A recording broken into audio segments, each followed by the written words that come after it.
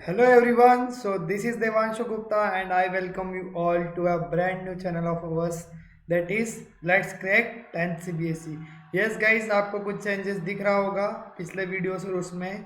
So guys, channel का जो नाम है जो 10th CBSE क्वेस्ट से चेंज होके लेट्स क्रैक 10th CBSE हुआ हो गया है. तो नाम चेंज करने के पीछे रीज़न क्या है मैं आपको बताता हूँ गाइस. पहले जो हमारा कंटेंट हुआ करता था वो सिर्फ और सिर्फ क्वेश्चन आंसर्स तक क्या हुआ करता था, लिमिटेड हुआ करता था. We use to provide you the answers of the questions that are important from the exam point of view. ठीक है, हम हर सब्जेक्ट के क्वेश्चन आंसर आपको कवर कराते थे, लेकिन हमने क्या किया है, अब हमने चैनल को क्या किया है, वापस से रिलॉन्च किया है. इसको लेट्स क्रैक 10 CBSE के नाम से रिलॉन्च किया है. और इसको में हम क्या करें करने वाले हैं गाइस, अब आपको क्वेश्चन आंसर्स के साथ साथ आपको उससे रिलेटेड क्वेश्चंस और साथ ही साथ उसके जो भी टॉपिक्स है जिससे वो क्वेश्चंस बन रहे हैं, जितना आपका सिलेबस है, जितने आपके सारे क्या हैं सिलेबस में जितने भी टॉपिक्स हैं, वो सब आपको क्या करने वाले हैं, यहाँ पे पढ़ाने वाले हैं इस पर्टिकुलर चैनल के ऊपर. सो गाइस, आपके लिए बहुत ही ज़्यादा बेनिफिशियल है. क्यों? क्योंकि पहले जो आपके लिए कंटेंट कहाँ तक लिमिटेड था, सिर्फ क्वेश्चन एंड आंसर्स तक था, वो आपको अब पूरा कंटेंट इस पर्टिकुलर सिंगल प्लेटफॉर्म के ऊपर क्या होने वाला है, मिलने वाला है, ताकि आप क्या कर सको, अपनी क्लास 10th की एग्जामिनेशन के लिए, CBSE बोर्ड के एग्जाम के लिए यहाँ पे इस पर्टिकुलर प्लेटफॉर्म के ऊपर अच्छे से क्या कर सके गाइस, बहुत अच्छे से प्रिपेयर कर सके. क्यों? क्योंकि यहाँ पे आपको मिलेंगे top educators, quality content and great learning experience. So guys, crack all the 10th CBSE exam with us on this particular channel. Let's crack 10th CBSE. So guys, this is a little introduction about myself. Myself Devanshu Gupta and I am your educator for biology. I am a faculty at a coaching institute in Kota and also a plus educator on the Unacademy. I teach social science and biology, both subjects I prefer to teach.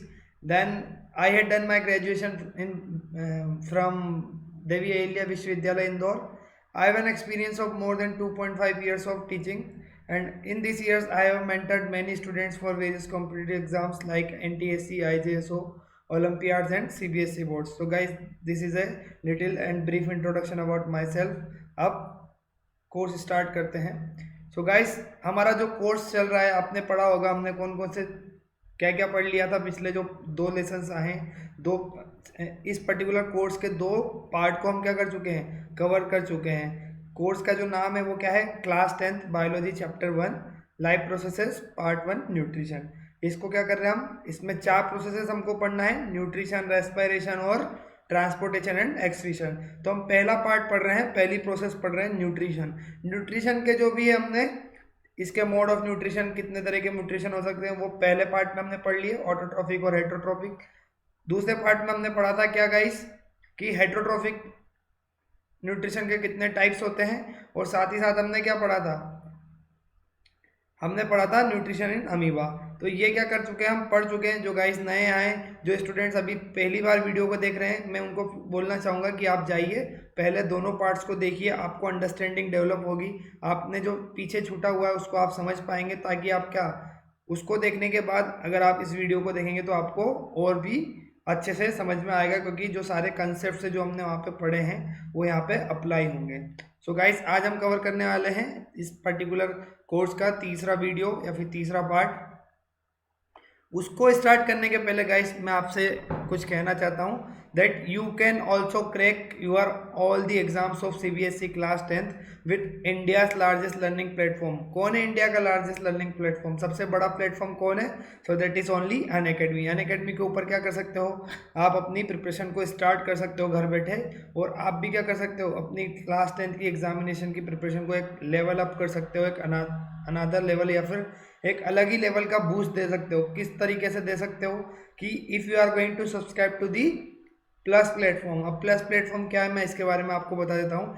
Unacademy का एक exclusively क्या होता है, YouTube के साथ साथ जहाँ पे हम आपको पढ़ाते हैं, इसके साथ साथ एक प्लस प्लेटफॉर्म भी रन करता है, जहाँ पे कुछ बच्चों को ऐसे अमेजिंग बेनिफिट्स प्रोवाइड किए जाते हैं, कुछ ऐसे अमेजिंग ऑफर्स प्रोवाइड किए जाते हैं, जिससे उनका लर्निंग एक्सपीरियंस तो अच्छा होता ही होता है, साथ साथ उनको एग्ज़ाम को क्रैक करने में काफ़ी ज़्यादा हेल्प मिलती है. हेल्प किस तरीके से मिलेगी, क्योंकि जो बेनिफिट्स आपको मिलने वाले हैं वो इतने ज़्यादा अमेजिंग है गाइस कि आपको उन बेनिफिट्स के साथ पढ़ने में काफ़ी ज़्यादा आसानी होगी, आपकी मेहनत कम लगेगी और आपको आउटपुट ज़्यादा मिलेगा। तो इसलिए आपको क्या करना है, अगर आप भी अपनी क्लास 10th की सीबीएसई की एग्ज़ाम को अच्छे मार्क्स से अच्छे रिजल्ट के साथ क्या करना चाहते हैं, पास करना चाहते हैं, तो आपको अनअकैडमी का प्लस प्लेटफॉर्म ज्वाइन करना चाहिए, क्योंकि वहाँ पे आपको कुछ ऐसे अमेजिंग बेनिफिट्स मिलेंगे। अगर आप ज्वाइन करते हैं, आप सब्सक्रिप्शन लेना चाहते हैं, तो आपको कौन कौन से ऐसे बेनिफिट्स मिलेंगे उसके बारे में मैं आपके साथ कुछ इन्फॉर्मेशन शेयर करना चाहता हूँ। आपको बताना चाहता हूँ कि कौन कौन से ऐसे अमेजिंग बेनिफिट्स है जो आपकी प्रिपरेशन में आपको हेल्प करेंगे। सो गाइस, पहला जो आपको मिलने वाला है वो क्या मिलने वाला है, आपको मिलेंगी यहाँ पे लाइव क्लासेस। लाइव क्लासेस मतलब आपको किसी भी कोचिंग में जाने की ज़रूरत नहीं है, किसी अननेसेसरी ट्रेवल करने की ज़रूरत नहीं है, अपना टाइम और एनर्जी को वेस्ट करने की ज़रूरत नहीं है गाइस। आप घर बैठे अपने सोफे पलंग की कहीं भी बैठ के क्या कर सकते हो, अपने घर के अंदर बैठ के क्या कर सकते हो, इन डेली लाइव क्लासेस को एक्सेस कर सकते हो। कैसे कर सकते हो, अपने फ़ोन टैबलेट या लैपटॉप के ऊपर आप क्या कर सकते हो, आपको अनअकैडमी का ऐप डाउनलोड करना है और आप सीधे इन लाइव क्लासेस को एक्सेस कर सकते हो। तो गाइज, जो आपकी स्कूल से थके आ रहने के बाद जो आपकी क्या होती थी, प्रॉब्लम्स होती थी कि आपको वापस भाग के कोचिंग जाना पड़ता था, तो वो सारी प्रॉब्लम्स अब आपकी दूर हो जाएगी, क्योंकि आपको घर बैठे ही क्या है, कोचिंग मिलने वाली है इन डेली लाइव क्लासेस के थ्रू। दूसरा आपको इसमें मिलेगा गाइस, आपको क्या मिलेगा, real classroom experience. Real classroom experience मतलब आप इन लाइव क्लासेस में भी क्या कर सकते हो, अपने जो एजुकेटर है, जो टीचर्स आपको पढ़ा रहे हैं, उनके साथ चैट कर सकते हैं। You can discuss whatever you want to discuss with them, और you can also ask your doubts with the educators on this particular live classes. तो आपको एक कैसा मिलेगा, चाहे चलेगी लाइव क्लास, लेकिन आपको मिलेगा एक रियल टाइम क्लासरूम एक्सपीरियंस, कि आप एक किसी क्लास के अंदर बैठे हैं और अपने टीचर से वो सारी चीज़ें पूछ सकते हैं, उनके साथ डिस्कशंस में इंगेज हो सकते हैं, उनसे अपनी डाउट्स भी पूछ सकते हैं। दूसरा गाइस, आपको यहाँ पे मिलेगा लाइव टेस्ट और क्विजेस।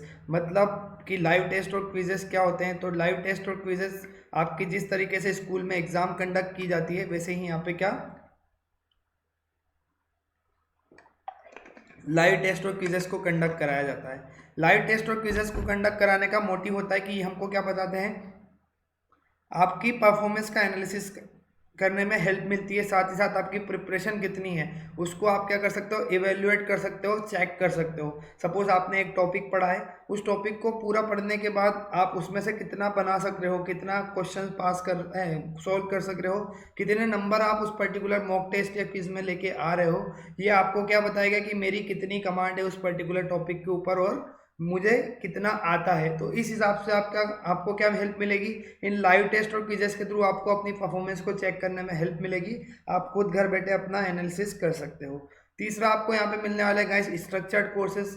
स्ट्रक्चर्ड कोर्सेज मतलब आप हमारे जो अनअकैडमी के प्लस प्लेटफॉर्म के ऊपर जो भी कोर्सेज डिजाइन किए जाते हैं, they are designed in a manner that जितना भी आपका सिलेबस है, ठीक है, वो पूरा कवर हो जाए, चाहे वो कॉन्सेप्ट्स हो, चाहे वो क्वेश्चन आंसर हो, एनसीईआरटी की एक्सरसाइज हो, प्रीवियस ईयर क्वेश्चन हो, या फिर क्या हो, जितने भी वैरायटी ऑफ क्वेश्चन हो, चाहे MCQs, diagram based, short answer type question, long answer type question, ये सब आपको क्या किया जाता है, इन कोर्सेज में कराए जाते हैं, इनमें आपको सॉल्व कराए जाएंगे और उसके ऊपर टेस्ट भी लिया जाता है। तो कोर्स को इस तरीके से डिज़ाइन किया जाता है कि आपको सब कुछ एक प्लेट में रख के दे दिया जाए, सिर्फ आपको क्या करना है, उसको खाना है। खाना है मतलब यहाँ पे आपको उसको पढ़ना है, प्रिपेयर करना है, आपको किसी भी अदर सोर्स की ज़रूरत नहीं पड़ेगी। यहाँ पे कोर्सेज को इस पर्टिकुलर वे में डिज़ाइन किया जाता है ताकि बच्चे को ट्रबल कम हो और वो क्या कर सके, उसको इन्जॉय ज़्यादा कर सके, उसको सब कुछ एक ही जगह पे लाके दे दिया जाए, ताकि उसको खुद से कोई मेहनत नहीं करनी पड़े। उसको सिर्फ मेहनत कहाँ करनी पड़े, अपनी प्रिपरेशन में, अपनी पढ़ाई में उसको ध्यान देना पड़े, ठीक है। नेक्स्ट थिंग इज दैट आपको मिलेगा अनलिमिटेड एक्सेस। अनलिमिटेड एक्सेस मतलब आप अपनी डेली लाइव क्लासेस जो होती है उनको सिर्फ लाइव ही नहीं, बाद में भी देख सकते हो। बाद में मतलब आप क्लास होने के बाद, कंप्लीट होने के बाद क्या कर सकते हो, कभी भी किसी भी टाइम फ्यूचर में उसको एक्सेस कर सकते हो। एक बार नहीं, 100 बार नहीं, 1000 बार नहीं, बारंबार, मतलब अनलिमिटेड टाइम तक आप उसको क्या कर सकते हो, एक्सेस कर सकते हो। सो गाइस, क्या होता है, जो भी आपकी लाइव क्लास होती है वो एज ए रिकॉर्डेड लेक्चर के फॉर्म में प्लेटफॉर्म के ऊपर क्या हो जाती है, सेव हो जाती है, रिकॉर्ड हो जाती है। उसको आप ताकि क्या कर सके, बाद में बार बार देख सकें। सो गाइस, इस तरीके के जो अमेजिंग बेनिफिट्स आपको प्लस प्लेटफॉर्म के ऊपर मिलेंगे। आपको वहाँ पे क्या मिलेगा, इसके साथ साथ ही आपको डाउट सॉल्विंग सेशंस ऐसे कराए जाते हैं, आपको स्ट्रेटेजी शेयर की जाती है, आपको गाइडेंस प्रोवाइड की जाती है कि आपको किस तरीके से करना है, और भी आपको जो वहाँ पे डिटेल्ड डिस्कशन होते हैं हर टॉपिक के ऊपर। मतलब आपको माइन्यूट मतलब जितना भी बेसिक से लेके कितना टॉप लेवल का आपको उस पर्टिकुलर टॉपिक को पढ़ना है, कितना हाई लेवल तक उसको पढ़ना है, वो सब आपको साथ डिस्कस किया जाता है। तो these are the amazing benefits you are going to get if you are going to subscribe to the Unacademy plus. तो अगर आप अपनी प्रिपरेशन को और भी अच्छे तरीके से क्या करना चाहते हैं, प्रिपेयर करना चाहते हैं, अनदर लेवल पे लेके जाना चाहते हैं, वो क्लास 10 की एग्जामिनेशन को एस करना चाहते हैं, तो आपको प्लस प्लेटफॉर्म क्या लेना चाहिए, सब्सक्राइब करना चाहिए, उस पर ज्वाइन होना चाहिए, ताकि आप क्या कर सकें, अच्छे से अपनी प्रिपरेशन को कंटिन्यू रख सके। देखो गाइस, इसके साथ साथ ही आपको मिलेगा you are going to prepare with the top educators. मतलब आपको जो भी टीचर्स यहाँ पे पढ़ाएंगे वो क्या है, top educators. They are the best ever faculties और the top educators from all over the coaching institutes in the India. ठीक है, कहाँ से हैं, टॉप एजुकेटर्स है इंडिया के, जो भी टॉप कोचिंग इंस्टीट्यूट्स है वहाँ पे ये क्या करते हैं, अपनी ऑलरेडी सर्विस दे रहे हैं या फिर अपनी टीचिंग वहाँ पे क्या करते हैं, पढ़ाते हैं। तो ऐसे एजुकेटर्स आपको इस पर्टिकुलर प्लेटफॉर्म के प्लस प्लेटफॉर्म पे पढ़ाने वाले हैं, जिनके थ्रू आप क्या कर सकते हो, अपनी प्रिपरेशन को स्टार्ट कर सकते हो और उसको एक अलग ही लेवल पे लेके जा सकते हो। किस तरीके से अलग लेवल पे लेके जा सकते हो मैं बताऊंगा गाइस। कि पहला तो ये जो टीचर्स है, टॉप एजुकेटर्स है, दे आर हाईली एक्सपीरियंस। मतलब क्या है, काफ़ी ज़्यादा एक्सपीरियंस है उनको। They have been teaching from so long that they exactly not know that what student required. ठीक है, मतलब स्टूडेंट्स को किस चीज़ की ज़रूरत होती है, उसको किस तरीके से स्ट्रेटेजी बनाना चाहिए एक सब्जेक्ट के ऊपर, किस तरीके से पढ़ाई करना चाहिए, किस तरीके का गाइडेंस क्या चाहिए होता है एक पर्टिकुलर स्टूडेंट को चाहिए होता है, और किस तरीके से एक सब्जेक्ट को हैंडल करना है। ये सारी चीज़ें आपको ये सारे एजुकेटर्स क्या करेंगे, सिखाएंगे इस पर्टिकुलर प्लेटफॉर्म के ऊपर, ताकि आप क्या कर सके, हर अपने जो पर्टिकुलर सब्जेक्ट हैं उनको अच्छे से प्रिपेयर करके अपनी एग्ज़ाम में बेस्ट परफॉर्म कर सके। अब गाइस मैं बताता हूँ आपको एक और जो चीज़ है, यहाँ पे कॉम्प्रहेंसिव सिलेबस कवर कराया जाएगा। मतलब आपके एक ही सब्सक्रिप्शन में आपको क्या मिलने वाला है, पांचों जो सब्जेक्ट है आपके, चाहे mathematics, social science, Hindi, science और इंग्लिश, ये पांचों सब्जेक्ट आपके सिर्फ एक ही सब्सक्रिप्शन लेना है और आपके पांचों क्या हो जाएंगे, सब्जेक्ट कवर हो जाएंगे। पांचों सब्जेक्ट तो कवर होंगे ही होंगे, आपके साथ ही साथ क्या होने वाला है गाइस, आपको इस पर सब कुछ मिलेगा। इन जो सारे सब्जेक्ट्स में जो भी टॉपिक्स है उसके ऊपर सब कुछ मिलेगा। सब कुछ मतलब आपको कॉन्सेप्ट समझाए जाएंगे, उससे रिलेटेड क्वेश्चन सोल्व कराए जाएंगे, एनसीईआरटी को सोल्व कराया जाएगा, प्रीवियस ईयर के क्वेश्चन सोल्व कराए जाएंगे, और आपको टेस्ट और मॉक टेस्ट भी क्या होंगे यहाँ पे कंडक्ट कराए जाएंगे। तो इस तरीके से पूरा हर सब्जेक्ट के ऊपर आपको क्या मिलेगा, कॉम्प्रहेंसिव सिलेबस यहाँ पे कवर कराया जाएगा आपका। अब गाइस, अगर आप भी हमसे जुड़ना चाहते हैं, अनअकैडमी लर्निंग ऐप को आप डाउनलोड कीजिए, उसके थ्रू आप क्या कर सकते हो, प्लस प्लेटफॉर्म के ऊपर हमसे जुड़ सकते हो, वहाँ से अपनी प्रिपरेशन को स्टार्ट कर सकते हो और अपनी पढ़ाई को स्टार्ट कर सकते हो। तो आपको सिंपली कुछ नहीं करना है, प्ले स्टोर में जाइए अपने, वहाँ पे क्या करना है, आपको टाइप करना है अनअकैडमी लर्निंग ऐप।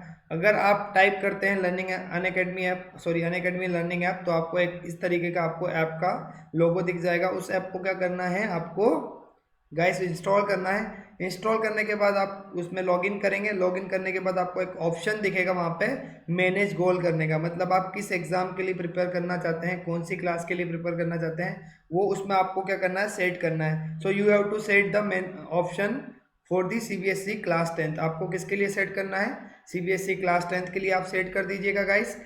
जैसे ही आप सीबीएसई क्लास 10 के लिए सेट करेंगे तो आपको क्या मिल जाएगा, उस पर्टिकुलर प्लेटफॉर्म के ऊपर प्लस प्लेटफॉर्म या फिर स्पेशल कोर्सेज या फिर फ्री कोर्सेज हो, ऐसे सारे कोर्सेज आपको वहाँ पे देखने को मिल जाएंगे जो आपकी क्लास 10 की एग्जामिनेशन से रिलेटेड कोर्सेज हैं। ऐसे सारे कोर्सेज आपको क्या हो जाएंगे, वहाँ पे मिल जाएंगे उस पर्टिकुलर ऐप के ऊपर। तो in this way you can start learning from us and you can join us on the plus platform. Next thing is that if you want to join us on the Telegram app, आपको क्या करना है, simply जाइए Telegram app को download कीजिए। Download करने के बाद आपको क्या करना है, ये जो आपको लिंक दिया हुआ है https://t.me/quest10cbsc, इसको जाके आप अपने URL में कॉपी कर दीजिए या फिर टाइप कर दीजिए। टाइप करने के बाद सीधे आपको ज्वाइन कर लेना है। अगर आप जैसे ही आप ज्वाइन करते हैं तो आप सीधे हमारे ग्रुप में क्या कर जाएंगे, हमसे ऐड हो जाएंगे। आप वहाँ पे हमसे क्या कर सकते हो, बात कर सकते हो, अपनी क्वेरीज जो है, आपकी जो भी डाउट्स है हमसे पूछ सकते हैं और उसका सॉल्यूशन पा सकते हैं। So guys, this is the simple way to join us on the Telegram app. You have to follow these simple steps and you can join us on the Telegram app and ask your doubt and you can talk to us. अब बात करते हैं guys subscription की। अगर आप class 10 का preparation start करना चाहते हैं प्लस प्लेटफॉर्म के ऊपर, तो आपको कितनी फ़ी पे करना पड़ेगी, आपका फ़ी स्ट्रक्चर क्या है, वो मैं आपको समझाना चाहूँगा यहाँ पे। So guys, it is very very nominal fees which is chargeable on the plus platform. Plus platform के ऊपर अगर आपको क्या करना है, अपनी प्रिपरेशन को स्टार्ट करना है, तो आपको सिंपली और सिंपली कितनी फीस लग रही है, सिर्फ और सिर्फ 12,500 रुपये फॉर दी 12 मंथ। मतलब यू हैव टू पे only 12,500 rupees for the 12 month. अगर एक साल तक आप क्या करते हैं, अनअकैडमी के साथ प्रिपरेशन करना चाहते हैं, साल भर की प्रिपरेशन को आप कंटिन्यू करना चाहते हैं, तो आपको 12,500 रुपीज़ की फ़ीस चार्ज की जाएगी अनअकैडमी के प्लेटफॉर्म के ऊपर। इस फीस में आप क्या कर सकते हो, साल भर तक अपने 5 सब्जेक्ट की क्या कर सकते हो गाइस, प्रिपरेशन को जारी रख सकते हैं अनअकैडमी के ऊपर। इस पर्टिकुलर ड्यूरेशन में आपका जो पूरा सिलेबस होगा वो बहुत ही अच्छे से कवर कराया जाएगा। आपको वो हर चीज़ सिखाई जाएगी जो आपके एग्जाम पॉइंट ऑफ व्यू से आपके काम में आ सकती है, और साथ ही साथ आपको बहुत एक मिलने वाला है बेहतरीन लर्निंग एक्सपीरियंस, जो सिर्फ और सिर्फ आपको अनअकैडमी के ऊपर मिलेगा। तो गाइस, पहली बात तो ये हो गई कि फ़ीस कितनी है। अब हम कंपेयर करें आज अगर इस फीस को अदर कोचिंग इंस्टीट्यूट से या फिर अदर ऑनलाइन प्लेटफॉर्म से, तो ये काफ़ी ज़्यादा नॉमिनल है, काफ़ी ज़्यादा अफोर्डेबल है, और अगर हम कंपेयर ही कर रहे हैं तो it is less than the half. ठीक है, अदर कोचिंग इंस्टीट्यूट से ऑनलाइन इंस्टीट्यूट में क्या करते हैं, आपसे फीस के नाम पे एक मोटी रकम वसूली जाती है। मोटी रकम वसूली जाती है तो आपके ऊपर क्या एक फाइनेंशियल बर्डन भी आता है आपके पेरेंट्स के ऊपर। तो इस चीज़ को कम करने के लिए क्या किया है अनअकैडमी ने, ये स्टार्ट किया है। फीस काफ़ी कम है, तो एक तो आपको फीस में आपकी क्या हो रही है, पैसों की बचत हो रही है। ठीक है, साथ ही साथ आपको दूसरा क्या एक और फ़ायदा मिलने वाला है कि आपको जो मिलने वाला है गाइस, यहाँ पे टॉप क्वालिटी एजुकेशन मिलेगी, साथ ही साथ आपको मिलेगा ग्रेट लर्निंग एक्सपीरियंस, और साथ ही साथ आपको क्या मिलेगा, आपको प्रॉपर गाइडेंस प्रोवाइड किया जाएगा। तो आपको यहाँ पे जो कंटेंट मिलने वाला है, जो आपको ये एजुकेशन होने वाली है, वो टॉप क्वालिटी होने वाली है। क्यों? क्योंकि इतनी कम फीस में भी हम क्या चाहते हैं कि हम बच्चों को टॉप क्वालिटी एजुकेशन प्रोवाइड की जाए, ताकि और वो पर्टिकुलर चीज़ें आपको अदर प्लेटफॉर्म के ऊपर नहीं मिलने वाली है। तो अगर आप चाहते हैं कि अनअकैडमी के ऊपर अनअकैडमी को ज्वाइन करें, प्लस प्लेटफॉर्म को ज्वाइन करें, तो आपको सिंपली 12 मंथ का प्लान लेना है। इसमें गाइस एक और इंटरेस्टिंग सी चीज़ मैं आपके साथ शेयर करना चाहूँगा कि वो क्या है। तो आपको ये फीस और कम होने वाली है, मतलब अनअकैडमी आपके लिए एक और ऑफर यहाँ पे प्रोवाइड कर रहा है। वो ऑफर क्या है मैं आपके साथ डिस्कस करना चाहता हूँ। दैट आपसे जो अभी फीस थी 12,500 rupees for the 12 month, that is going to be reduced to the a net amount of 11,250 rupees. कैसे? अगर आप पेमेंट करने के पहले मेरा ये रेफरल कोड है DGCBSE, किसको यूज़ करते हैं, DGCBSE, अगर इसको आप यूज़ करते हैं गाइस, तो आपको सीधे सीधे क्या हो जाएगा, आपको मिल जाएगा 10% का instant discount on the amount of 12,500 rupees. मतलब आपको 12,500 रुपये का जो अमाउंट है आपको पे करना है, इसके ऊपर 10% का इंस्टेंट डिस्काउंट मिल जाएगा, और वो डिस्काउंट होने के बाद आपको नेट अमाउंट कितना पे करना है, 11,250 rupees. That is very very nominal and affordable for each of the students who want to join on the plus platform. So guys, इस पर्टिकुलर इतनी कम फीस में आपको इतने अमेजिंग बेनिफिट्स मिलने वाले हैं। तो guys, don't waste your time, start your preparation from today itself. जाइए अनअकैडमी का जो सब्सक्रिप्शन है उसको लीजिए।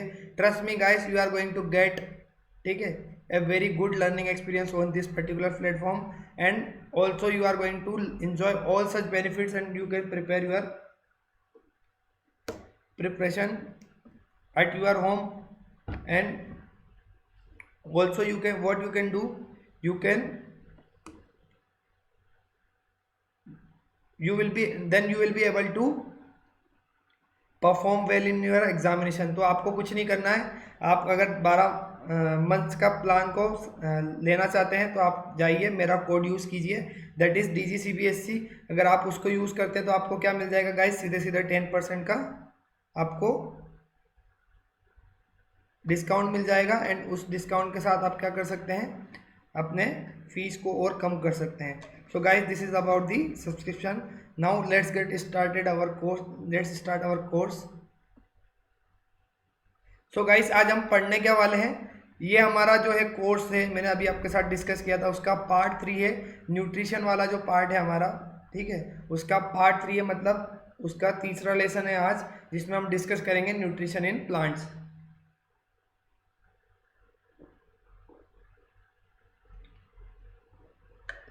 क्या डिस्कस करने वाले हैं गाइस, न्यूट्रिशन इन प्लांट्स।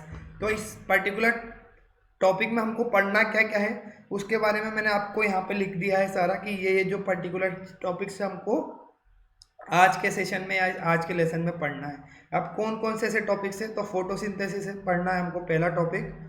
तो इसके अंदर भी कुछ टॉपिक्स है जिसकी, जैसे फोटोसिंथेसिस की डेफिनेशन क्या है, फोटोसिंथेसिस की इक्वेशन क्या होती है, कौन कौन से ऐसे एलिमेंट्स होते हैं जो फोटोसिंथेसिस की प्रोसेस में होते हैं, स्टोमेटा क्या होता है, उसका स्ट्रक्चर कैसा होता है, मतलब कैसा वो दिखता है, उसके फंक्शंस क्या होते हैं। फिर हमको पढ़ना है रॉ मटेरियल्स इन फोटोसिंथेसिस, मतलब फोटोसिंथेसिस की जो प्रोसेस है उसमें कौन कौन से ऐसी चीज़ों की हमको ज़रूरत पड़ती है, कौन कौन से रॉ मटेरियल की ज़रूरत पड़ती है। और उसके बाद हमको पढ़ना है क्या guys, events in the photosynthesis, मतलब जो फोटोसिंथेसिस की प्रोसेस है उसमें कौन कौन सी ऐसी स्टेप्स होती है, कौन कौन से ऐसे इवेंट्स होते हैं जिसको हमको पढ़ना ज़रूरी है। तो ये हमको क्या पढ़ना है गाइस, फोटोसिंथेसिस के बारे में पढ़ना है इस पर्टिकुलर टॉपिक में, ठीक है। अब दूसरा जो है वो क्या है, थोड़ा आपका प्रैक्टिकल बेस्ड एक्टिविटी है। प्रैक्टिकल बेस्ड एक्टिविटी है, मतलब ये आपको क्या शो करेगी, ये आपको बताएगी कि फोटोसिंथेसिस में जो रॉ मटेरियल्स यूज होते हैं उनका क्या नेसेसिटी होती है फोटोसिंथेसिस की प्रोसेस में, क्यों वो ज़रूरी होते हैं, और किस तरीके से अगर वो प्लांट्स को नहीं मिलते हैं तो फोटोसिंथेसिस किस तरीके से अफेक्ट होता है। तो ये हमको सेकंड पार्ट में पढ़ना है। ये थोड़ा किस तरीके से आपका प्रैक्टिकल वर्क है, मतलब लैब वगैरह में आप क्या कर सकते हो अपने स्कूल के, उसमें आप कर सकते हो। लेकिन मैं आपके साथ यहाँ पे एक बार डिस्कस करना चाहूँगा, आपको समझाना चाहूँगा कि सनलाइट किस लिए और किस तरीके से एसेंशियल होता है, कार्बन डाइऑक्साइड किस तरीके से एसेंशियल होता है, और साथ ही साथ वाटर किस तरीके से एसेंशियल होता है फोटोसिंथेसिस की रिएक्शन में या प्रोसेस में। सो गाइस स्टार्ट करते हैं हमारा पहला टॉपिक आज का, दैट इज फोटोसिंथेसिस। फोटोसिंथेसिस क्या है, तो न्यूट्रिशन इन प्लांट में हम पढ़ेंगे photosynthesis. That is first, plant are the autotrophic in nature. Autotrophic मतलब क्या होता है गाइस, याद कीजिए, रिकॉल कीजिए, क्या पढ़ा था हमने फर्स्ट पार्ट में, autotrophs are the organism which can prepare their own food or which can synthesize their own food by the simple inorganic molecules in the presence of sunlight।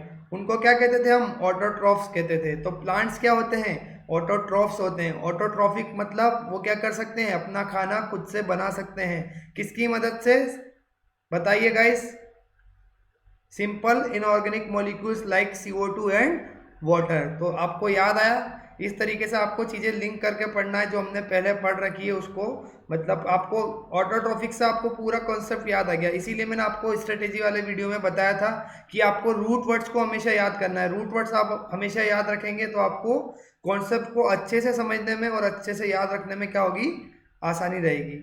So guys they prepare their own food, hence they are called producers. मतलब ये क्या कर रहे हैं guys, अपना खाना खुद बना सक रहे हैं, ठीक है, इनमें वो एबिलिटी है कि ये क्या कर सकते हैं, अपना खाना खुद से बना सकते हैं। अब आप ये मत कहिएगा सर हम भी तो अपना खाना खुद से बनाते हैं, हमारे घर में रोटी बनती है, चावल बनती है, दाल बनती है, सब्जी बनती है, तो वो कोई और थोड़ी बनाता है, वो भी तो हम ही बनाते हैं, हमारे घर के फैमिली मेम्बर ही बनाते हैं। तो guys that is not true. Actually उसमें क्या कर रहे हैं, हम प्रोडक्ट यूज़ कर रहे हैं। मतलब किसको प्रोडक्ट यूज़ कर रहे हैं, जो प्लांट्स ने क्या किया है, अपना खाना बना के जो आपको क्या दिया है, फूड ग्रेन्स दिए हैं, उनको आप यूज़ कर रहे हो। So these are not produce by yours, ठीक है, आपके द्वारा वो क्या किए हैं, प्रोड्यूस नहीं किए गए हैं, वो किसके द्वारा किए गए हैं, प्लांट्स के द्वारा प्रोड्यूस किए गए। आप बस उसको क्या कर रहे हो, अदर वेराइटी में अदर तरीके से क्या कर रहे हो, उसको यूज़ कर रहे हो। तो आपको उसको क्या कर रहे हो, यूटिलाइज कर रहे हो, ठीक है। You are not the producers, you are the consumers. किसके कंज्यूमर हो आप, प्लांट्स के प्रोडक्ट्स के। तो आपको समझ में आया प्रोड्यूसर्स किसको कहते हैं, producers are those who can prepare their own food like plants. Plants क्या कर सकते हैं, अपना खाना खुद से बना सकते हैं। सो इसीलिए उनको क्या कहा जाता है, प्रोड्यूसर्स। और जो अपना खाना खुद से नहीं बना सकते, दो दूसरे के ऊपर डिपेंडेंट होते हैं अपनी फूड नीड्स के लिए, उनको कहा जाता है कंज्यूमर्स। गाइस इसको हम अच्छे से डिस्कस करेंगे आगे। आपने क्लास 9th में भी पढ़ा होगा, क्या पढ़ा होगा, प्रोड्यूसर्स के बारे में, कंज्यूमर्स के बारे में। तो सिंपली वही लॉजिक यहाँ पे हमको लगाना है, वही हमको कॉन्सेप्ट याद रखना है। They contain a green pigment which can chlorophyll which is chlorophyll.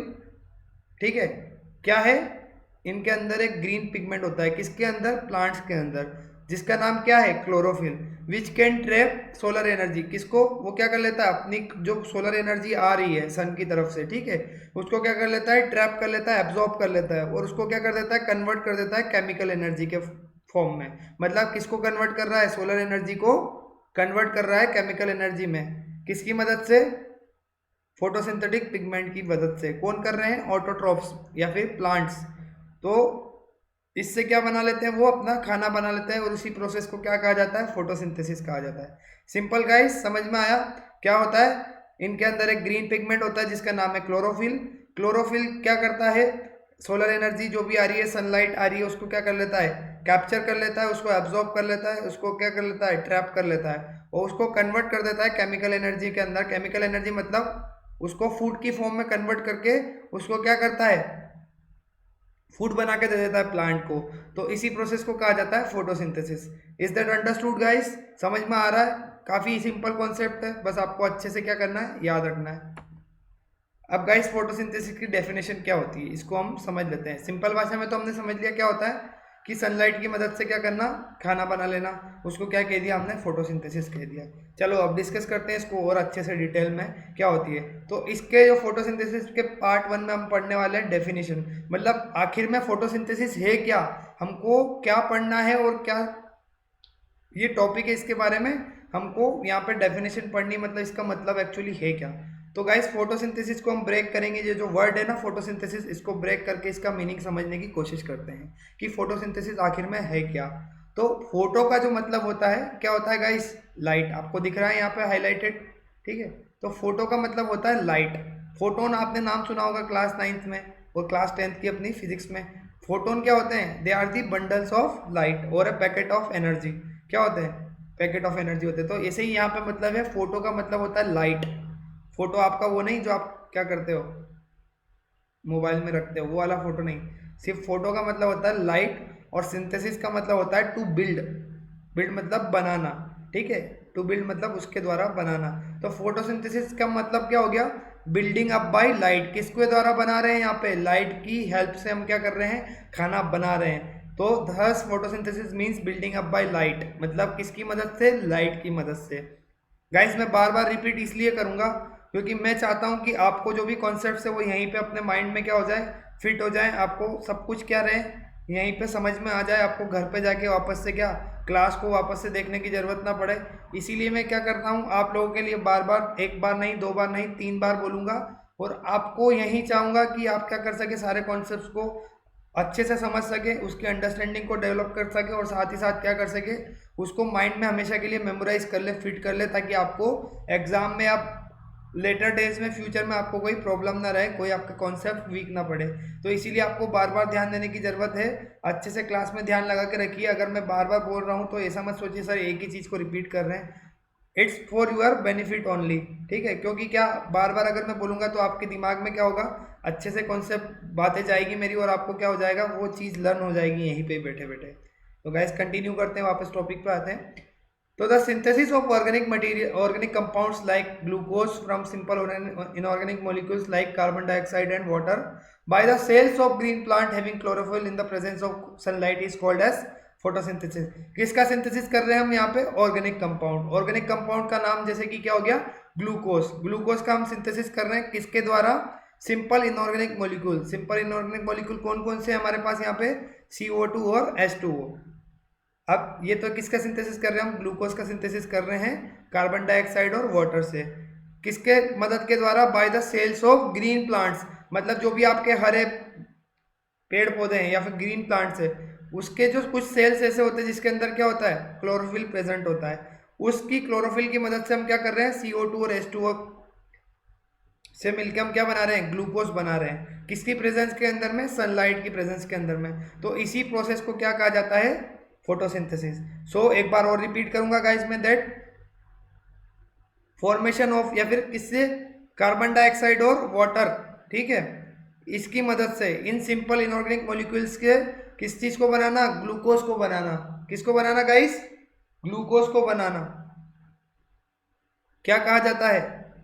किसकी प्रेजेंस में? सनलाइट की प्रेजेंस में बनाना क्या कहा जाता है? फोटोसिंथेसिस कहा जाता है। सो photosynthesis is what? The synthesis of organic compound like glucose from inorganic simple inorganic molecules like CO2 and water by the cells of green plants having chlorophyll in the presence of sunlight is called as photosynthesis. क्या कहा जाता है guys? इसको photosynthesis कहा जाता है। समझ में आया? अब डायग्राम पे देखिए, आपको दिख जाएगा यहाँ पे ये ग्रीन प्लांट है, ठीक है। ग्रीन प्लांट की ये पत्ती है, पत्ती के अंदर क्या है?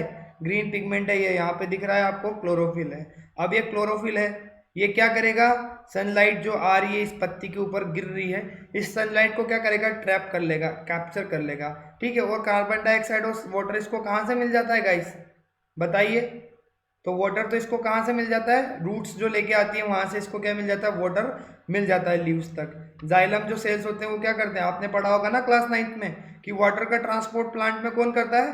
तो जाइलम टिश्यूज करते हैं, ठीक है। तो इस तरीके से देखिए, रूट में क्या होता है? वाटर एब्जॉर्ब होता है और ये कहाँ जाता है? ऊपर की तरफ जाता है, ठीक है।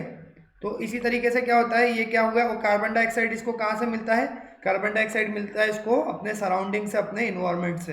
तो इस तरीके से इसको क्या मिल गया? कार्बन डाइऑक्साइड और वाटर मिल गया। कार्बन डाइऑक्साइड और वाटर इसको मिल गया यहाँ पे। और क्या हो रही है? सनलाइट तो क्या कंटिन्यूसली फॉल हो ही रही है, किसके ऊपर? लीफ के ऊपर। तो ये क्लोरोफिल जो पिगमेंट है लीफ के अंदर, ये क्या करेगा गाइस? इस सनलाइट को ट्रैप करेगा और इसके साथ साथ ही क्या? कार्बन डाइऑक्साइड और वाटर के मदद से ग्लूकोज को बना लेगा। दिख गया गाइस आपको? एक ग्लूकोज बन गया, फूड हमारा क्या हो गया? तैयार हो गया। अब इस फूड को क्या कर लिया जाता है गाइस? या तो ट्रांसपोर्ट कर दिया जाता है अदर ऑर्गन्स तक। अब ये जो लीफ से में बना फूड, ठीक है। अब लीफ तो अकेला पार्ट नहीं होती, किसका? प्लांट का। प्लांट में और भी ऐसे पार्ट्स होते हैं like stem, roots, flowers, fruits, ठीक है। और क्या होती है? बर्ड्स होती है। तो इन सबको भी खाने की जरूरत होती है, क्योंकि इसमें क्या होता है? सेल्स होते हैं और सेल्स को अपनी मेटाबॉलिक एक्टिविटीज परफॉर्म करना होती है। तो उसके लिए उसको किसकी जरूरत पड़ती है? ग्लूकोज की, एनर्जी की। और एनर्जी कहाँ से मिलती है? फूड से। तो ये फूड सिर्फ और सिर्फ कहाँ पे बन रहा है? लीव्स के अंदर बन रहा है। तो लीव्स से कहाँ पे ट्रांसपोर्ट किया जाएगा? ये अदर पार्ट्स में ट्रांसपोर्ट किया जाएगा। किसके अंदर? प्लांट के अदर जो पार्ट्स है उसके अंदर ट्रांसपोर्ट किया जाएगा through the special tissue called phloem. Guys, water का ट्रांसपोर्ट कौन करता है? जाइलम करता है। और फूड का ट्रांसपोर्ट कौन करता है गाइस? बताइए। फ्लोएम करता है। पढ़ा होगा ये टिश्यूज आपने क्लास 9 के सेकंड चैप्टर में, टिश्यूज में, ठीक है, कि जाइलम और फ्लोएम क्या होते हैं? ट्रांसपोर्टेटिव टिश्यूज होते हैं। किसके अंदर? प्लांट के अंदर। अब गाइस, जितना जो फूड जो बन रहा है, फूड तो कंटिन्यूसली बनेगा दिन भर पूरा, तो क्या होगा? वो ग्लूकोज फिर कन्वर्ट हो जाता है स्टार्च में। स्टार्च में कन्वर्ट क्यों होता है? ताकि क्या हो सके? फूड को स्टोर करके रख सके। फूड को स्टोर इसलिए करके रख सके, जब मान लो किसी दिन रात में भी सेल्स को तो क्या होती है? जरूरत पड़ती है किस चीज़ की? एनर्जी की। तो रात में तो अब उनको लाइट मिलेगी नहीं, सन की लाइट। तो उस टाइम पे स्टार्च को यूज किया जाता है as a source of food और to meet the energy requirement of the cells. तो इस तरीके से ये प्रोसेस होती है गाइस। समझ में आया आपको? आई होप आ गया होगा। अब गाइस, सेकंड जो है यहाँ पे हम देखते हैं इक्वेशन ऑफ फोटोसिंथेसिस। मतलब फोटोसिंथेसिस जो हो रहा है, अब उसमें हमने ये तो पढ़ लिया कि हमको क्या है? ग्लूकोज बनाना है। किससे? कार्बन डाइऑक्साइड और वाटर से। अब कार्बन डाइऑक्साइड और वाटर से कैसे बनेगा? कितनी जरूरत पड़ेगी कार्बन डाइऑक्साइड और वाटर की, और कैसे बनता है, तो उसको डिस्कस कर लेते हैं। हमने ये भी पढ़ा है अभी कि किसकी जरूरत पड़ती है? सनलाइट और क्लोरोफिल की मदद के द्वारा क्या करते हैं? कार्बन डाइऑक्साइड और वाटर के थ्रू प्लांट्स ग्लूकोज का फॉर्मेशन करते हैं। तो किस तरीके से ये हो रहा है हम देखते हैं। तो गाइस, यहाँ पे मैंने कुछ इक्वेशन लिखी हुई है इस पर्टिकुलर इमेज के अंदर, आपको दिख रहा होगा। अब आप देखिए, सबसे पहले हमने क्या डिस्कस किया कि कार्बन डाइऑक्साइड और वाटर से हमने क्या कर रहे हैं? कार्बोहाइड्रेट्स बना रहे हैं, ग्लूकोज बना रहे हैं और ऑक्सीजन बना रहे हैं। तो ये तो हमने सिंपल फॉर्मेशन में लिख लिया कि कार्बन डाइऑक्साइड और वाटर से हमको क्या मिल रहा है? क्लोरोफिल और लाइट की प्रेजेंस में हमको मिल रहा है कार्बोहाइड्रेट्स या ग्लूकोज मिल रहा है और हमको ऑक्सीजन मिल रही है। अब इसको थोड़ा बैलेंस करके देखते हैं। केमिस्ट्री में आपने पढ़ा होगा ना, बैलेंसिंग द इक्वेशन। मतलब एक जो भी केमिकल इक्वेशन होती है वो क्या होनी चाहिए? बैलेंस होना चाहिए। या फिर एक्चुअली क्या होता है? वो बैलेंस इक्वेशन होती है। तो किस तरीके से होता है? तो in a balance photosynthetic equation 6 molecules of CO2 and 6 molecules of H2O combines to form 1 molecule of glucose and 6 molecules of O2। Guys, आपको एटम और मोलिक्यूल्स तो पता ही होगा। एटम मतलब क्या होता है? जो सिंगल एटम होता है जिसमें सिंगल टाइप ऑफ एलिमेंट्स पाया जाता है, उस पर्टिकुलर एटम को कहा जाता है क्या? एटम कहा जाता है। लेकिन मॉलिक्यूल्स क्या होते हैं guys? Molecules are the group of atoms, मतलब जिसमें दो से ज़्यादा एटम पाए जाए, दो या दो से ज़्यादा एटम जब पाए जाते हैं या जो केमिकली बाउंडेड होते हैं उस चीज़ को कहा जाता है मॉलिक्यूल्स। तो अब मॉलिक्यूल किसका है यहाँ पे? CO2 के कितने मॉलिक्यूल ले रहे हैं हम? 6 मॉलिक्यूल ले रहे हैं। तो गाइस नीचे की इक्वेशन में देखिए आप, in the bottom you will see that 6 CO2 मतलब 6 molecules of CO2 plus 6 molecules of H2O, ठीक है, मिलके क्या बना रहे हैं guys? 1 molecule of glucose. Glucose क्या होता है? कार्बोहाइड्रेट होता है। तो they are making the 1 molecule of glucose plus 6 molecules of oxygen. कैसे हुआ गाइस ये? आगे हम डिस्कस करेंगे, जब हम इवेंट्स इन फोटोसिंथेसिस को पढ़ेंगे वहां पे हम डिस्कस करेंगे। तो आपको सिंपली इतना याद रखना है कि जो इक्वेशन होती है फोटोसिंथेसिस की वो क्या होती है? 6 CO2 plus 6 H2O in the presence of light and chlorophyll gives us the 1 molecule of glucose, that is C6H12O6 plus 6 molecules of O2। हमको क्या मिला गाइस? ये मिला। क्या मिला? कार्बन डाइऑक्साइड और H2O से, मतलब वाटर से हमको क्या मिला? एक मॉलिक्यूल मिला। कौन सा? ग्लूकोज का, कार्बोहाइड्रेट। और हमको क्या मिले? 6 मॉलिक्यूल्स मिले, किसके? ऑक्सीजन के। तो गाइस ये इक्वेशन काफ़ी ज़्यादा इंपॉर्टेंट है, 1 मार्क की में आपसे कभी भी पूछी जा सकती है। ये एग्जामिनर्स का या फिर जो पेपर लेने वाले लोग होते हैं उनका क्या होता है, काफ़ी इम्पोर्टेंट या फिर काफ़ी पसंदीदा क्वेश्चन होता है कि सीधे 1 मार्क में हमको पूछना है, फोटोसिंथेसिस की इक्वेशन पूछ लेते हैं या फिर आपके स्कूल के एग्जाम में पूछी जाती है। तो आपको सिंपली क्या करना है, आपको सिर्फ यह याद रखना है कि 6 मॉलिक्यूल होते हैं CO2 के, 6 मॉलिक्यूल होते हैं वाटर के, जो किसकी?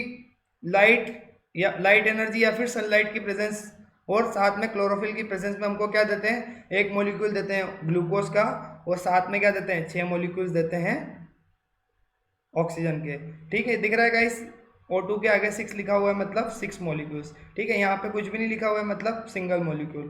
तो इस तरीके से क्या होता है, ये इक्वेशन है फोटोसिंथेसिस की जिसमें 6 मॉलिक्यूल्स ऑफ CO2 हम यूज कर रहे हैं, साथ ही साथ हम क्या यूज कर रहे हैं? 6 molecules of water which are giving us the 1 molecule of glucose and 6 molecules of the O2। तो गाइस देखिए यहाँ पे हमने CO2 और H2O लिया और रिलीज क्या किया हमने? ऑक्सीजन। तो क्या कर रहे हैं प्लांट्स? क्या करते हैं गाइस? ऑक्सीजन को रिलीज करते हैं। इसीलिए कहा जाता है आप लोगों से कि हमारा जो है ये इन्वायरमेंट है जिसमें क्या होता है? एटमॉस्फेयर है हमारा। एटमॉस्फेयर में हमारे क्या है? 78% हमारे पास क्या है गाइस?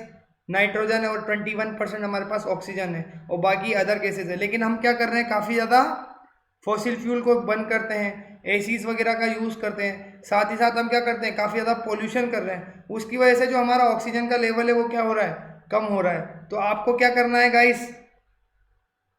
और हम क्या कर रहे हैं? साथ ही साथ डिफोरेस्टेशन कर रहे हैं, मतलब पेड़ों की कटाई पे कोई रोक ही नहीं लग रही है। तो इसकी वजह से जो इक्विलिब्रियम था या फिर जो बैलेंस था किस चीज़ का?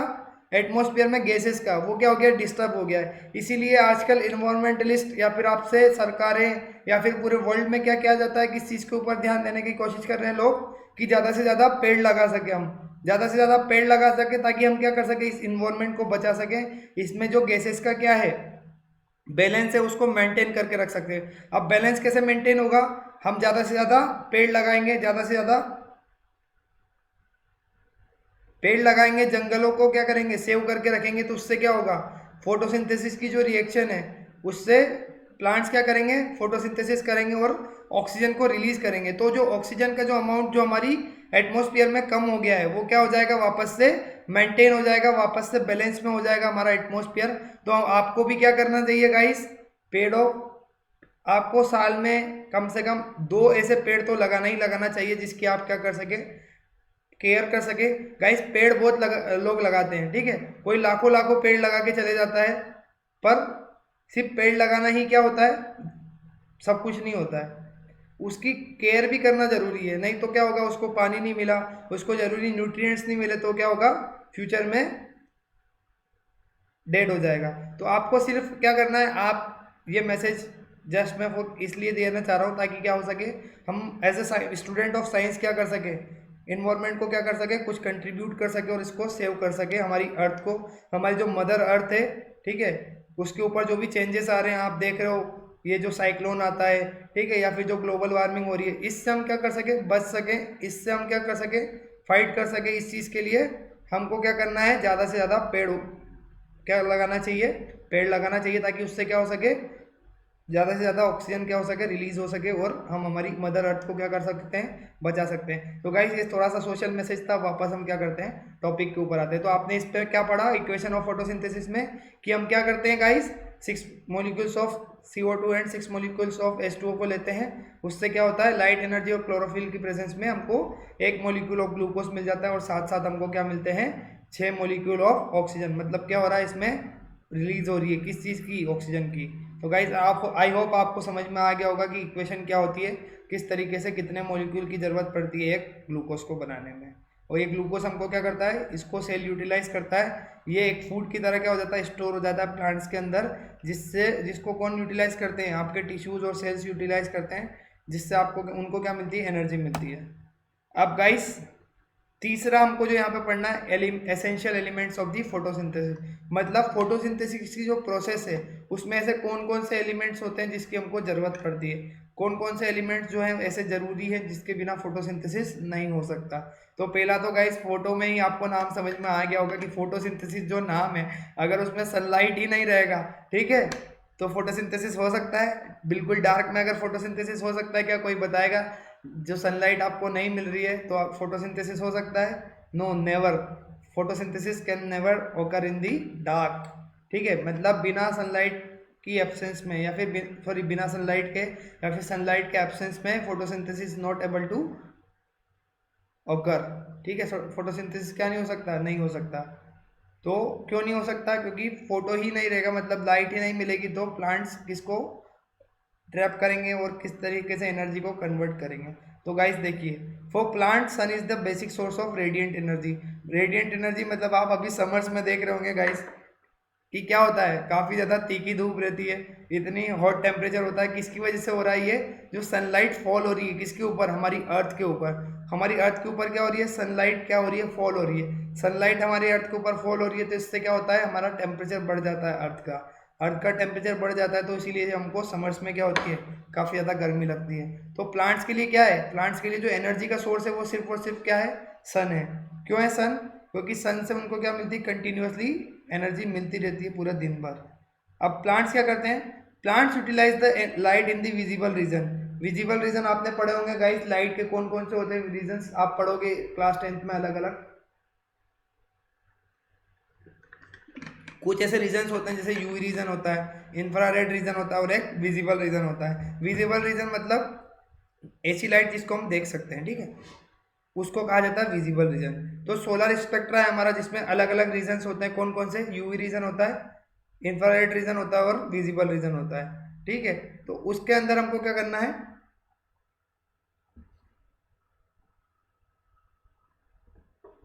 तो प्लांट्स क्या करते हैं, ऐसी लाइट को यूज करते हैं फोटोसिंथेसिस में जो 400 नैनोमीटर, मतलब जिसकी वेवलेंथ कितनी होती है, 400 नैनोमीटर से 700 नैनोमीटर के बीच में होती है। अब गाइस ये आपके फिजिक्स के थोड़े कॉन्सेप्ट हैं, तो आई होप आप वहाँ पे रेफर कर लेना, आपको समझ में आ जाएगा वेवलेंथ क्या होती है, नैनोमीटर क्या होता है। तो नैनोमीटर क्या होता है, nanometre is just a unit of metre. मतलब जो मीटर से काफ़ी 10⁻⁹ क्या होता है, इतना छोटा होता है, इसको क्या कहा जाता है, नैनोमीटर कहा जाता है। तो मैं ये एक चीज़ तो मैंने आपको बता दी, वेवलेंथ आप रिफर कर लेना क्या होती है। तो प्लांट्स क्या कर रहे हैं यहाँ पे इस फोटोसिंथेसिस की प्रोसेस में, कि जो हमारा सोलर स्पेक्ट्रा है या फिर इलेक्ट्रोमैग्नेटिक स्पेक्ट्रम है, उसमें विजिबल रीजन के अंदर की जो लाइट है, कितनी लाइट, जिसकी रेंज किसके बीच में आती है, 400 नैनोमीटर से 700 नैनोमीटर के बीच में जो रेंज आती है, उस रेंज की लाइट को क्या करते हैं प्लांट्स फोटोसिंथेसिस की प्रोसेस में क्या करते हैं, यूज करते हैं। तो सनलाइट कौन सी यूज कर रहे हैं गाइस, 400 नैनोमीटर से 700 नैनोमीटर के बीच की सनलाइट को यूज कर रहे हैं विजिबल रीजन की।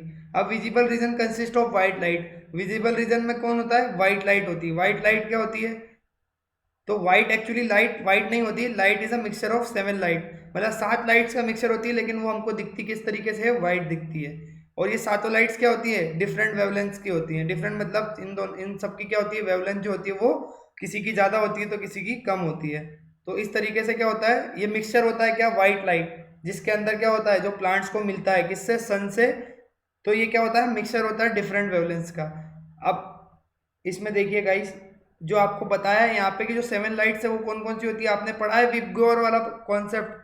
विबग्योर मतलब violet, B for violet, I for indigo, B for blue, G for green, Y for yellow, O for orange and R for red.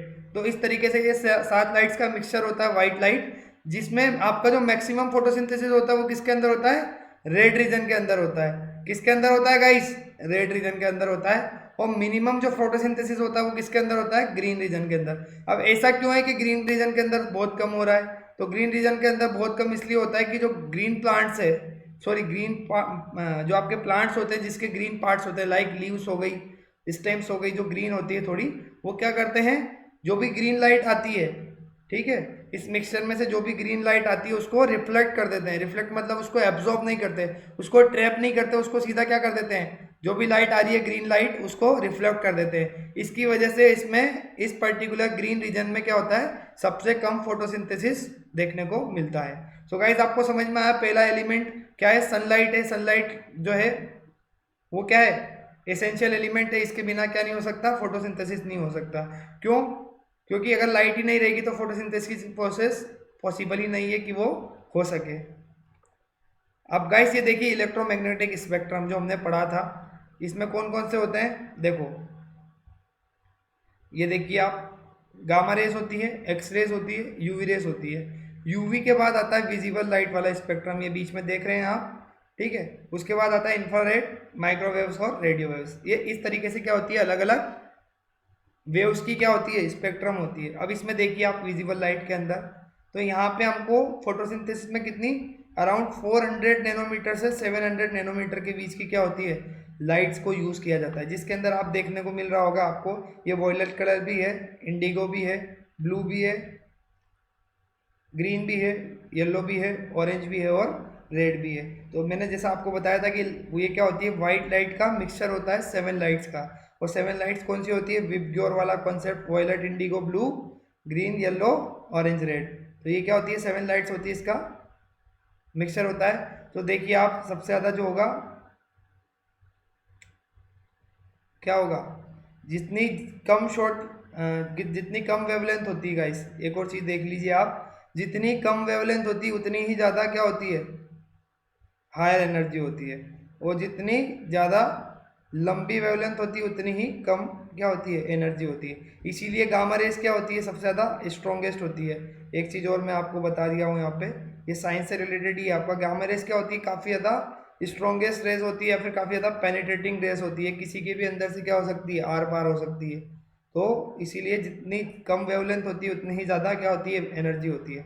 तो गाइस देखिए, ठीक है, आपको समझ में आया कि कौन कौन सी लाइट को यूज़ कर रहे हैं हम, किस रेंज से किस रेंज के बीच की, 700 से लेके, सॉरी 400 नैनोमीटर से लेके 700 नैनोमीटर के बीच की लाइट को प्लांट यूज़ करते हैं, जो कि किसके बीच में आती है, विजिबल लाइट के रेंज के, विजिबल रीजन के अंदर जो भी हमको व्हाइट लाइट मिलती है, जिसके अंदर से क्या होता है, 7 लाइट का वो क्या होती है, मिक्सचर होती है, जिसमें कौन कौन से होते हैं, violet, indigo, blue, red, blue, green, yellow, orange, red. इसमें से सबसे ज़्यादा किसके अंदर होता है, रेड के अंदर होता है फोटोसिंथेसिस, और सबसे कम किसके अंदर होता है गाइस, ग्रीन के अंदर होता है। क्यों, क्योंकि ग्रीन क्या है, जो भी ग्रीन प्लांट्स होते हैं, ग्रीन पार्ट्स होते हैं प्लांट के, चाहे लीव्स हो गई या फिर स्टेम्स हो गई, वो क्या कर देती है, जो भी ग्रीन लाइट आती है उसको एब्जॉर्ब करने की बजाय उसको रिफ्लेक्ट कर देती है। तो इस वजह से सबसे कम फोटोसिंथेसिस किसके अंदर होता है, विजिबल लाइट के, सॉरी ग्रीन लाइट के अंदर। चलो गाइस, अब देखो पहला एसेंशियल हमने क्या पढ़ लिया, सनलाइट। दूसरा है क्लोरोफिल। अब क्लोरोफिल भी क्या है, it is a very very essential element of the process of photosynthesis. क्यों, क्योंकि हमने पढ़ा है कि क्लोरोफिल क्या करता है, लाइट को कन्वर्ट करता है, सनलाइट को कन्वर्ट करेगा केमिकल एनर्जी के अंदर। किस तरीके से, लाइट को इंटरप्ट करता है, मतलब उसको एब्जॉर्ब करता है और उससे ग्लूकोज को बनाने में हेल्प करता है। ये तो जनरल चीज हो गई। अब क्लोरोफिल जो है ये बेसिकली पाया कहाँ जाता है, सेल के अंदर पाया जाता है। कौन से सेल के अंदर पाया जाता है, प्लांट सेल के अंदर पाया जाता है। प्लांट सेल के किस सेल ऑर्गेनेल के अंदर पाया जाता है, तो क्लोरोप्लास्ट के अंदर पाया जाता है। आया गाइस समझ में, किसके अंदर पाया जाता है, क्लोरोप्लास्ट के अंदर में पाया जाता है, ठीक है। So they are found in the green leaves in the maximum amount. सबसे ज़्यादा कहाँ पे मिलेगा आपको? जो भी ग्रीन लीव्स होती है, मतलब जो जो हरी हरी पत्तियां होती है वहां पे तो क्लोरोफिल होता ही होता है, क्योंकि ग्रीन जो कलर है किसका, पत्तियों का, वो किसकी वजह से है? सिर्फ और सिर्फ इस क्लोरोफिल की वजह से है। तो chlorophyll provides the green pigment, मतलब ग्रीन कलर का पिगमेंट होता है, तो ये जिसके भी अंदर रहता है उसको क्या कर देता है? ग्रीन बना देता है। अब देखिए गाइस, ये क्या होता है, लीव्स में तो पाया जाता है, लेकिन इसके साथ साथ जो एरियल रीजन्स, एरियल पार्ट्स होते हैं प्लांट के, उनमें भी पाया जाता है। एरियल प्लांट्स मतलब स्टेम हो गई, ब्रांच हो गई, इन सब में भी क्या होता है? ये पाया जाता है। अब देखिए गाइस, जो क्लोरोफिल्स है उसके 6 डिफरेंट टाइप्स है। 6 डिफरेंट टाइप्स मतलब 6 अलग तरह का क्लोरोफिल पाया जाता है अलग अलग तरह के ऑर्गेनिजम्स में, अलग अलग तरह के प्लांट्स में। कौन कौन से हैं 6 अलग chlorophyll? That is chlorophyll A, B, C, D, ई।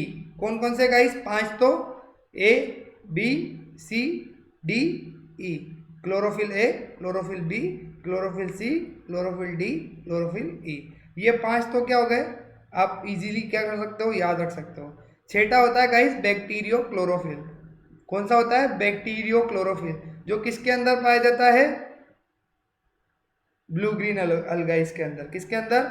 जो भी आपकी बैक्टीरिया होते हैं या साइनोबैक्टीरिया होते हैं, जो क्या करते हैं? फोटोसिंथेसिस का जो प्रोसेस है उसको परफॉर्म करते हैं, या फोटोसिंथेसिस का को परफॉर्म करते हैं। हमने पढ़ा था ऑटोट्रोफिक न्यूट्रिशन में कि ऑटोट्रोफ्स के कौन कौन से एग्जाम्पल होते हैं, तो हमने देखा था वहाँ पे ग्रीन प्लांट्स होते हैं, और कौन से होते हैं? साइनोबैक्टीरिया होते हैं, है ना, और कौन सी होती है? एल्गाई होती है। तो ये सब हमने पढ़ा था, किस में पढ़ा था? ऑटोट्रॉपिक न्यूट्रिशन में पार्ट 1 वाले जो लेसन में। तो आपको वापस याद आ गया गाइस, इस तरीके से आपको लिंक करना है। आप अगर चाहते हैं कि हम बायो को किस तरीके से इफेक्टिवली पढ़ सकते हैं और किस तरीके से कॉन्सेप्ट याद कर सकते हैं, तो आप इसी पर्टिकुलर प्लेटफॉर्म पे देख सकते हो। मैंने एक स्ट्रेटेजी वाला वीडियो बनाया है जिसमें आपको हेल्प मिल सकती है कि हमको बायो को किस तरीके से पढ़ना है, किस तरीके से अप्रोच रखना है, और बायो के कॉन्सेप्ट हमको किस तरीके से ज़्यादा लंबे समय तक याद रह सकते हैं। तो गाइस जाइए वो वीडियो जरूर देखिए आप, आपको काफ़ी ज़्यादा हेल्प मिलेगा बायो को पढ़ने में और अंडरस्टैंड करने में।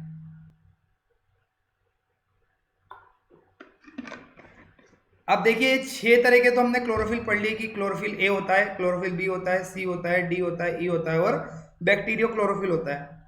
लेकिन गाइस इसके अलावा कौन कौन से, जो क्लोरोफिल ए है और क्लोरोफिल बी है, वो क्या होता है? मोस्ट कॉमनली होता है, मतलब सबसे ज्यादा जो पाया जाने वाले क्लोरोफिल से इन 6 में से, वो कौन से हैं? Chlorophyll A and chlorophyll B.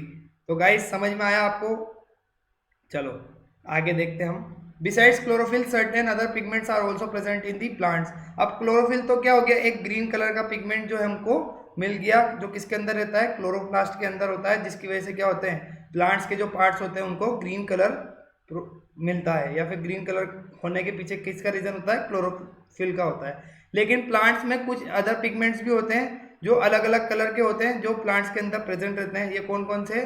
Carotenes होते हैं। कैरोटीन्स मतलब ये ऑरेंज कलर का होता है, ठीक है। ये पिगमेंट कौन से कलर का होता है गाइस? ऑरेंज कलर का होता है। किस में पाया जाता है? कैरेट में। कैरेट देखिए आपने कैसी होती है? ऑरेंज कलर की होती है। दूसरा पिगमेंट का नाम है जेंथोफिल्स। जेंथोफिल्स मतलब ये एक पिगमेंट का नाम है। ये कौन सा कलर का होता है guys? Orange yellow. Orange yellow type का कलर होता है इसका, और ये किस में पाया जाता है? मेज में पाया जाता है। मेज आपने देखा है, पीली मक्का आती है, एक वाइट मक्का आती है, ठीक है, और एक पीली मक्का आती है। तो उस पीली मक्का में क्या होता है? ये पर्टिकुलर जेंथोफिल्स होता है। तीसरा जो होता है गाइस वो क्या होता है? फाइकोबिलिन्स। फाइकोबिलिन्स ये क्या है? पिगमेंट का नाम है। इसके अंदर बहुत सारे अलग अलग डिफरेंट कलर्स होते हैं इस पर्टिकुलर पिगमेंट के अंदर, दैट इज रेड और वायलेट। इसके क्या है? डिफरेंट कलर्स हैं जो पाए जाते हैं इस पर्टिकुलर पिगमेंट में, या फिर इस कलर का ये पिगमेंट होता है। अब देखिए ये कौन कौन से में पाया जाएगा? ब्लू ग्रीन एल्गाई मतलब बीजीए में पाया जाता है, और ब्राउन एल्गाई में पाया जाता है। तो इस तरीके से क्या होता है गाइस? क्लोरोफिल क्या होता है? ग्रीन पिगमेंट होता है प्लांट के अंदर, और साथ ही साथ ये अलग 2-3 तरह के पिगमेंट्स और पाए जाते हैं जो क्या करते हैं? प्लांट के अंदर फोटोसिंथेसिस को परफॉर्म करने में हेल्प करते हैं। So guys are you able to understand why chlorophyll is essential for the process of photosynthesis? अब guys very very very very important topic, इस टॉपिक से लगातार क्वेश्चन पूछे जाते हैं आपकी क्लासेस में, चाहे वो डायग्राम पूछे जाए आपसे, चाहे आपसे क्या पूछे जाए? फंक्शंस पूछे जाए स्टोमेटा के, चाहे आपसे स्ट्रक्चर पूछा जाए। या फिर आपसे डेफिनेशन पूछी जाए कुछ पर्टिकुलर, जैसे इसमें रूट वर्ड्स आएंगे जिसकी, तो गाइस समझिए इसको बहुत अच्छे से, ध्यान दीजिए, मैं बताऊंगा क्या होता है स्टोमेटा। तो स्टोमेटा क्या होता है, एक पर्टिकुलर सेल होता है, पर्टिकुलर प्लांट सेल होता है, ठीक है। इसमें क्या होता है हम देखते हैं। सो सॉरी, सेल नहीं होता, ये एक पोर होता है generally, it's my mistake that. ये क्या होता है गाइस, एक पोर होता है जो किसके अंदर पाया जाता है, generally found in the epidermis of the leave. मतलब एपिडर्मिस क्या होती है, आउटर लेयर होती है किसकी, लीव्स की। उसके अंदर एक क्या होते हैं, ये छोटी छोटी ओपनिंग्स या फिर छोटे छोटे पोर्स पाए जाते हैं, उस पोर्स को कहा जाता है स्टोमेटा। क्या है, स्टोमेटा। किसके अंदर पाया जाता है, जो एपिडर्मिस लेयर होती है लीव्स की, उसकी सरफेस के ऊपर, ठीक है, उसके सरफेस के ऊपर पाया जाता है क्या, इसे टाइनी और स्मॉल स्मॉल पोर्स, ठीक है, जिसको कहा जाता है stomata. So stomata is what, जब हम लीफ को क्या करेंगे, माइक्रोस्कोप के अंदर क्या करेंगे, एग्जामिन करेंगे, तो हमको उसमें क्या होगा, बहुत सारे ऐसे छोटे छोटे छेद दिखेंगे, छोटे छोटे पोर्स दिखेंगे, जिसको क्या कहा जाता है, स्टोमेटा कहा जाता है। So guys stomata is what, stomata are the minute openings, मतलब छोटी छोटी ऐसी ओपनिंग्स होती है किसके अंदर, generally found in the epidermis of the leaves. मतलब लीव्स की जो एपिडर्मिस होती है, एपिडर्मिस मतलब आउटर मोस्ट कवरिंग, उसमें क्या पाए जाते हैं, ऐसे मिनट ओपनिंग्स पाए जाते हैं, जिसको क्या कहा जाता है, स्टोमेटा कहा जाता है। सो स्टोमेटा क्या है, stomata are the minute openings generally found in the epidermis of the leaves. Second, they are typically found in plant leaves and can also be found in the stem and other parts of plants. Generally कहाँ पे पाए जाते हैं, ये leaves के अंदर पाए जाते हैं, लीव्स की एपिडर्मिस के अंदर पाए जाते हैं। लेकिन कभी कभी ये क्या है, या फिर जनरली थोड़े थोड़े अमाउंट में कहाँ पे भी पाए जाते हैं, स्टेम्स और जो भी प्लांट्स के अदर पार्ट्स होते हैं वहां पे भी स्टोमेटा प्रेजेंट होते हैं। अब स्टोमेटा क्या है, तो ये स्टोमेटा का स्ट्रक्चर देखिए आप, ठीक है। ये स्टोमेटा होता है गाइस, इसको कवर करके कौन रख रहे हैं यहाँ पे, ये आपको दिख रहा है बीच की जो ओपनिंग है व्हाइट कलर में, ये क्या है, स्टोमेटल अपर्चर है। स्टोमेटल अपर्चर है मतलब ये खुलता है और बंद होता है, खुलता है और बंद होता है, खुलता है और बंद होता है। क्या होता है गाइस, खुलता है और बंद होता है। ये इसकी इनर वॉल है, ठीक है। और इसको जो कवर कर रखा है, यहाँ पे देख रहे हैं आप, एक काजू जैसा शेप दिख रहा होगा आपको, या फिर बीन, राजमा जो होता है उसके जैसा आपको एक शेप दिख रहा होगा, या फिर एक किडनी जैसा शेप दिख रहा होगा ग्रीन कलर में अंदर। इसको कवर करके कौन रखते हैं गाइस, बताइए मुझे, कौन कवर करके रखता है, इनको कहा जाता है गार्ड सेल्स। तो आप स्ट्रक्चर को समझ लीजिए एक बार, ये जो क्या है स्ट्रक्चर है किसका, स्टोमेटा का। ये जो क्या हो गया गाइस, पूरा डार्क ग्रीन आपको दिख रहा है अंदर, ये क्या होता है, ये स्टोमेटा होता है। वो इसके अंदर जो व्हाइट व्हाइट चीज आपको दिख रही है, ये क्या है, ये इसका एपर्चर है। ये एपर्चर क्या होता है, खुलता है और बंद होता है, खुलता है और बंद होता है। तो ऐसे क्या होता है, ओपनिंग एंड क्लोजिंग में हेल्प करता है स्टोमेटा की, कौन, ये स्टोमेटल अपर्चर। आप इसको देखिए, इस स्टोमेटा को सराउंड कौन करके रखता है, इसको सराउंड करके रखते हैं कौन, गार्ड सेल्स। गार्ड सेल्स यहाँ पे दिखा है ऊपर, गार्ड सेल्स, ये दोनों सेल्स कौन से हैं, इनका नाम है गार्ड सेल्स। अब देखिए गाइस, इसके अलावा जो पीछे आपको ये बड़े बड़े दिख रहे होंगे यहाँ से डबल लेयर में, ये क्या होते हैं, एपिडर्मल सेल होते हैं। एपिडर्मल सेल मतलब जो एपिडर्मिस के ऊपर पाए जाते हैं उनको कहा जाता है एपिडर्मल सेल। और ये जो है आपकी क्या है, ये आउटर वॉल है। आउटर वॉल किसकी है, ये स्टोमेटा की। और अंदर वाली वॉल जो क्या है, ये इनर वॉल है। तो इस तरीके से समझ में आया आपको कि क्या है, ये वाला जो है ये क्या है, स्टोमेटा है। ये क्या है, स्टोमेटल अपर्चर है, व्हाइट कलर में बीच में बिल्कुल मिडिल में आपको जो दिख रहा है ओपनिंग, ये क्या है, स्टोमेटल अपर्चर। यहाँ से क्या होता है, स्टोमेटा क्लोज और ओपन होता है। अब इस डार्क ग्रीन जो पोर्शन है इसको कवर कर रखा है किसने, दो किडनी शेप्ड सेल्स ने, या फिर किडनी शेप्ड या फिर बीन शेप्ड, या फिर एक आप बोल सकते हो काजू के शेप के ये हैं। काजू से आप इसको क्या कर सकते हो, कंपेयर कर सकते हो। तो ये किनको क्या कहा जाता है, गार्ड सेल्स कहा जाता है। So guys this is about the structure of stomata.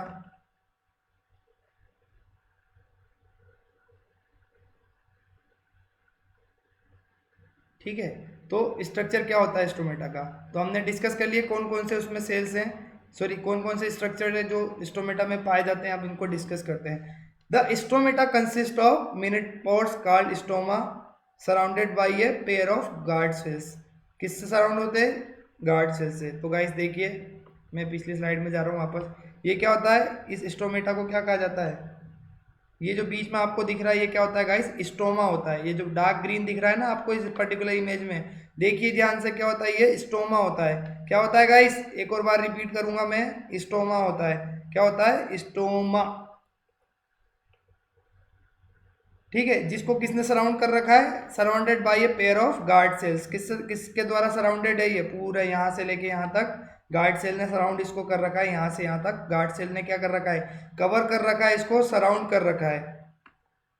This stoma functions as a turgor and operated valve which functions by the opening and closing according to the turgidity of guard cells. मतलब क्या होता है, turgidity of guard cells, मतलब जो guard cell कितने turgid है, कितना उसमें वाटर है कितना नहीं है, उसके हिसाब से क्या होता है, ये जो वो स्टोमा होता है, स्टोमा मतलब अंदर का जो डार्क ग्रीन पार्ट है, वो क्या करता है, एक टारगर की तरह क्या होता है, फंक्शन करता है। मतलब उसका काम क्या होता है, पानी को अंदर से बाहर निकालना, ठीक है, या फिर बाहर से अंदर लेना, इस तरीके से फंक्शन करता है। The cell wall surrounding the stoma is tough, flexible and thinner. मतलब कैसी होती है, जो सेल वॉल जो है आपकी, वो क्या होती है, स्टोमा की टफ होती है। टफ मतलब काफ़ी ज़्यादा स्ट्रेंथ होती है उसमें, फ्लेक्सिबल होती है और कितनी होती है, पतली होती है।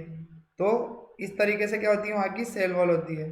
अब देखिए guys, the guard cells are specialised bean shaped cells. कैसे होते हैं, मैंने आपको बताया था, बीन शेप होते हैं, यहाँ पे किडनी शेप्ड होते हैं। किस तरीके से होते हैं guys, guard cells are specialised bean shaped और kidney shaped which are found surrounding the stoma and are connected at the both ends. मतलब जिसको किसको सराउंड करके रखते हैं, स्टोमा को क्या करते हैं गाइस, सराउंड करके रखते हैं। किसको, जो ग्रीन पार्ट है आपका, डार्क ग्रीन, देखिए ये आपके जो बीच में डार्क ग्रीन आपको पार्ट दिख रहा है, इसको किसने कवर कर रखा है, पूरा ऊपर से लेके नीचे तक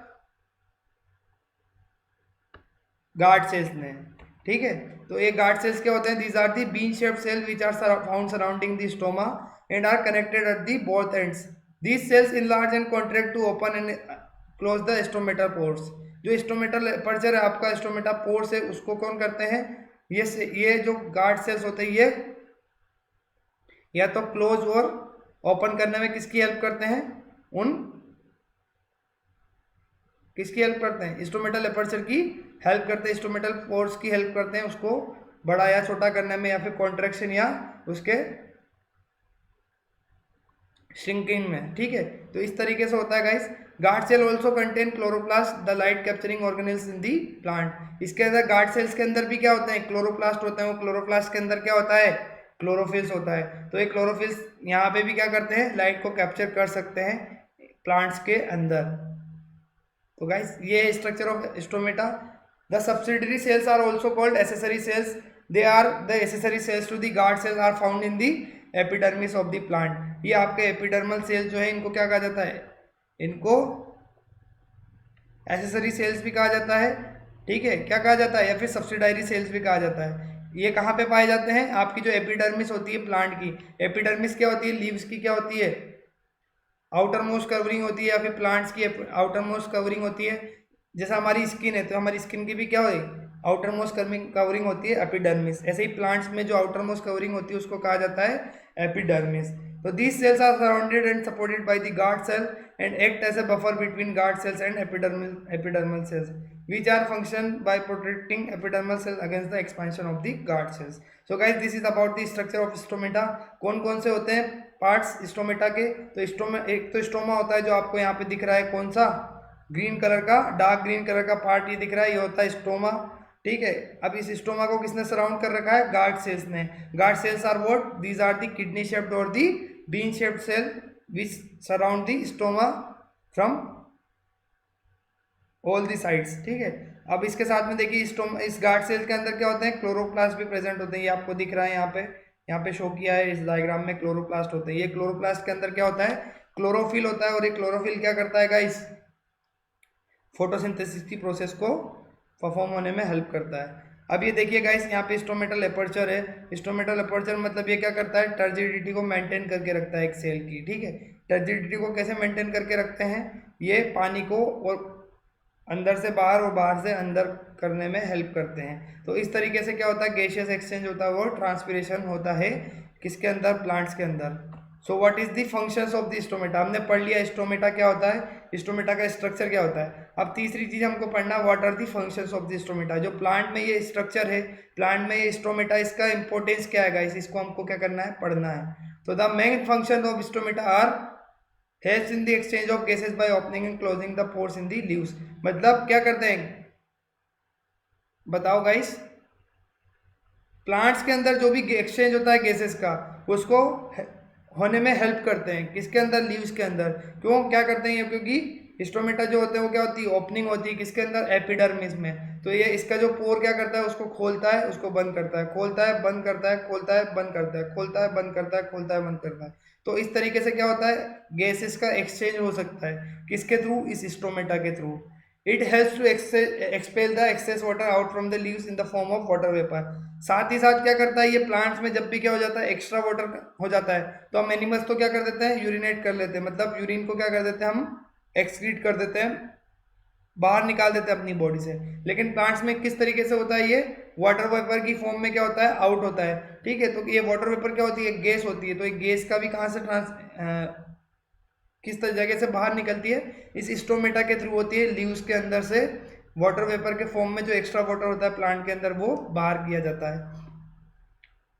सो based on the weather condition it closes और open its pore to maintain the moisture balance. मतलब प्लांट के अंदर, इस लीव के अंदर क्या होता है? मॉइस्चर बैलेंस को बनाए रखने के लिए क्या होता है? ये अपने उस हिसाब से, अगर काफ़ी ज़्यादा मॉइस्चर है ऑलरेडी किसमें? वेदर में, तो ये ओपन नहीं होता है। और क्या है?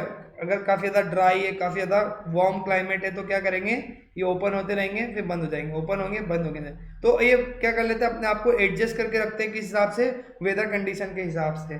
तो ये होता है guys function of the stomata. अब स्टोमेटा क्या करता है? Stomata remain open during the day. मतलब डे के टाइम तो क्या होता है? काफ़ी खुला रहता है। कौन? स्टोमा के अंदर जो स्टोमेटल एपर्चर है वो क्या होता है?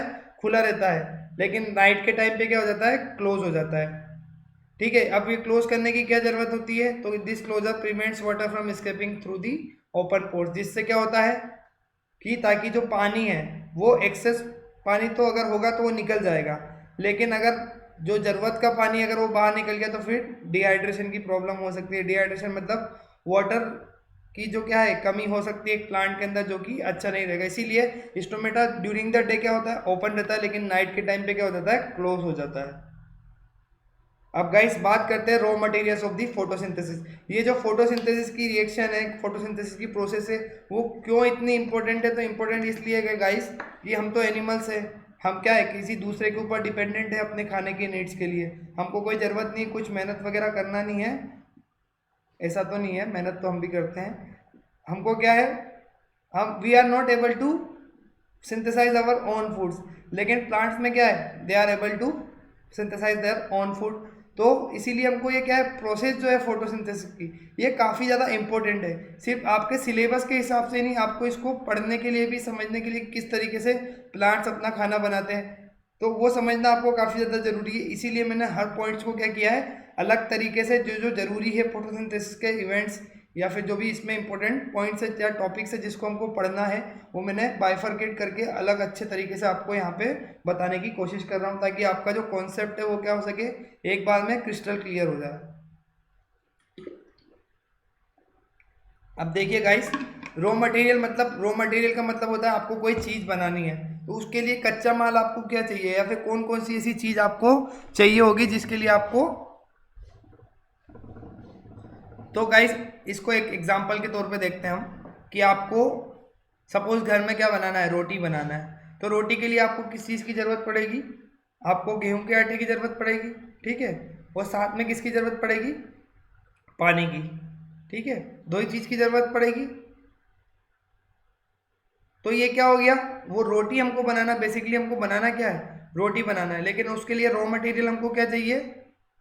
गेहूं का आटा और पानी। तो ये क्या हो गया? Raw material. मतलब किसी भी चीज़ को बनाने के लिए जिन जिन चीज़ों की ज़रूरत पड़ती है वो होता है रॉ मटेरियल। सपोज हमको एक टी शर्ट बनाना है, टी शर्ट बनाने के लिए हमको किस चीज़ की ज़रूरत पड़ेगी? कॉटन की। ठीक है, या फिर फैब्रिक की ज़रूरत पड़ेगी, और फैब्रिक के साथ साथ उसको कलर करने की ज़रूरत पड़ेगी, और साथ साथ और भी ऐसे इनपुट्स होते हैं। लेकिन बस आप इतना समझ लीजिए कि हमको दो चीज़ की ज़रूरत पड़ेगी, कि एक तो उसको कलर करने के लिए डाई की ज़रूरत पड़ेगी, दूसरा उसके लिए किसकी? फैब्रिक की ज़रूरत पड़ेगी। तो ये हमको कहाँ से मिलेगा? टी शर्ट, जब हमारे पास ये रॉ मटेरियल्स होंगे। तो फोटोसिंथेसिस भी तभी हो पाता है जब रॉ मटेरियल्स होते हैं। अब रॉ मटेरियल्स ऐसे कौन से हैं जो ज़रूरत लगती है जिसकी फोटोसिंथेसिस की रिएक्शन में? तो गाइस इसको एक बार नहीं 10 बार हम पढ़ते ही आ रहे हैं कि कौन कौन से होते हैं। कार्बन डाइऑक्साइड और water are the raw materials for the process of photosynthesis. तो डिस्कस करते हैं पहला कार्बन डाइऑक्साइड। ठीक है, carbon dioxide as a raw material of photosynthesis. तो terrestrial plants obtain carbon dioxide from the atmosphere through the small opening present on leaves called stomata. मतलब terrestrial plant है, मतलब जो भूमि पे रहते हैं प्लांट। दो तरह के प्लांट होते हैं गाइस, पता होगा आपको, एक्वेटिक और टेरेस्ट्रियल। Terrestrial plants are those plants which are present on the land, मतलब जो लैंड के ऊपर, हमारी अर्थ की जो लैंड है उसके ऊपर जो रहते हैं उनको कहा जाता है टेरेस्ट्रियल प्लांट। और जो एक्वेटिक प्लांट, मतलब जो वाटर बॉडीज के अंदर पाए जाते हैं, उन प्लांट्स को कहा जाता है एक्वेटिक प्लांट। तो जो धरती पे पाए जाने वाले या फिर हमारे लैंड के ऊपर, सरफेस के ऊपर पाए जाने वाले प्लांट्स को क्या कहा जाता है? Terrestrial plants. So terrestrial plants obtain carbon dioxide from the atmosphere. किससे लेते हैं? एटमॉस्फेयर से। क्योंकि क्या है, आसपास कार्बन डाइऑक्साइड ही कार्बन डाइऑक्साइड है हवा में, बस मुंह खोलो अपने अंदर चले जाएगी। लेकिन ये तो सिर्फ दिल्ली में होता है गाइस, क्योंकि वहां पे पॉल्यूशन ज्यादा है। चलो अब बात करते हैं, तो प्लांट्स क्या करते हैं? प्लांट्स अपने एटमॉस्फेयर से, अपने आसपास की सराउंडिंग से क्या कर सकते हैं? स्टोमेटा की हेल्प से कार्बन डाइऑक्साइड को कैप्चर कर सकते हैं, वहां से ले सकते हैं। ठीक है, तो हमने स्टोमेटा के बारे में पढ़ ही लिया क्या होता है स्टोमेटा अभी। लेकिन एक्वेटिक प्लांट्स क्या होते हैं? जो एक्वेटिक प्लांट्स है, जो पानी के अंदर सबमर्ज्ड है, ठीक है, जो पानी में पाए जाते हैं, इन प्लांट्स को CO2 कहाँ से मिलेगी? अब CO2 तो आपके एटमॉस्फेयर में होता है, लेकिन वाटर बॉडी के अंदर किसी पर्टिकुलर, तो वहां पे क्या होती है? वाटर के अंदर जो होती है CO2 डिजोल्व होती है। जैसे ऑक्सीजन होती है ना, आपने देखा होगा एक्वेटिक ऑर्गेनिज्म को भी क्या होती है? O2 की तो जरूरत होती है, मतलब ऑक्सीजन की जरूरत तो होती है। बिना ऑक्सीजन के तो सारे जो क्या होंगे, एक्वेटिक एनिमल्स हैं, वो मर जाएंगे। तो उनको कहाँ से मिलती है? वो जो वाटर में डिजोल्व होती है उस जगह से मिलती है। अब वो ऑर्गेनिज्म क्या कर रहे हैं बताओ गाइस? वो रेस्पायरेशन कर रहे हैं। तो वो क्या कर रहे हैं? O2 को अंदर ले रहे हैं और CO2 को बाहर निकाल रहे हैं। तो वही CO2 कहाँ पे डिजोल्व हो जाएगी? उस पर्टिकुलर वाटर में वापस से डिजोल्व हो जाएगी। तो इस तरीके से आप देखो, हमने यहाँ पे क्या किया? न्यूट्रिशन और रेस्पायरेशन की प्रोसेस को लिंक कर लिया।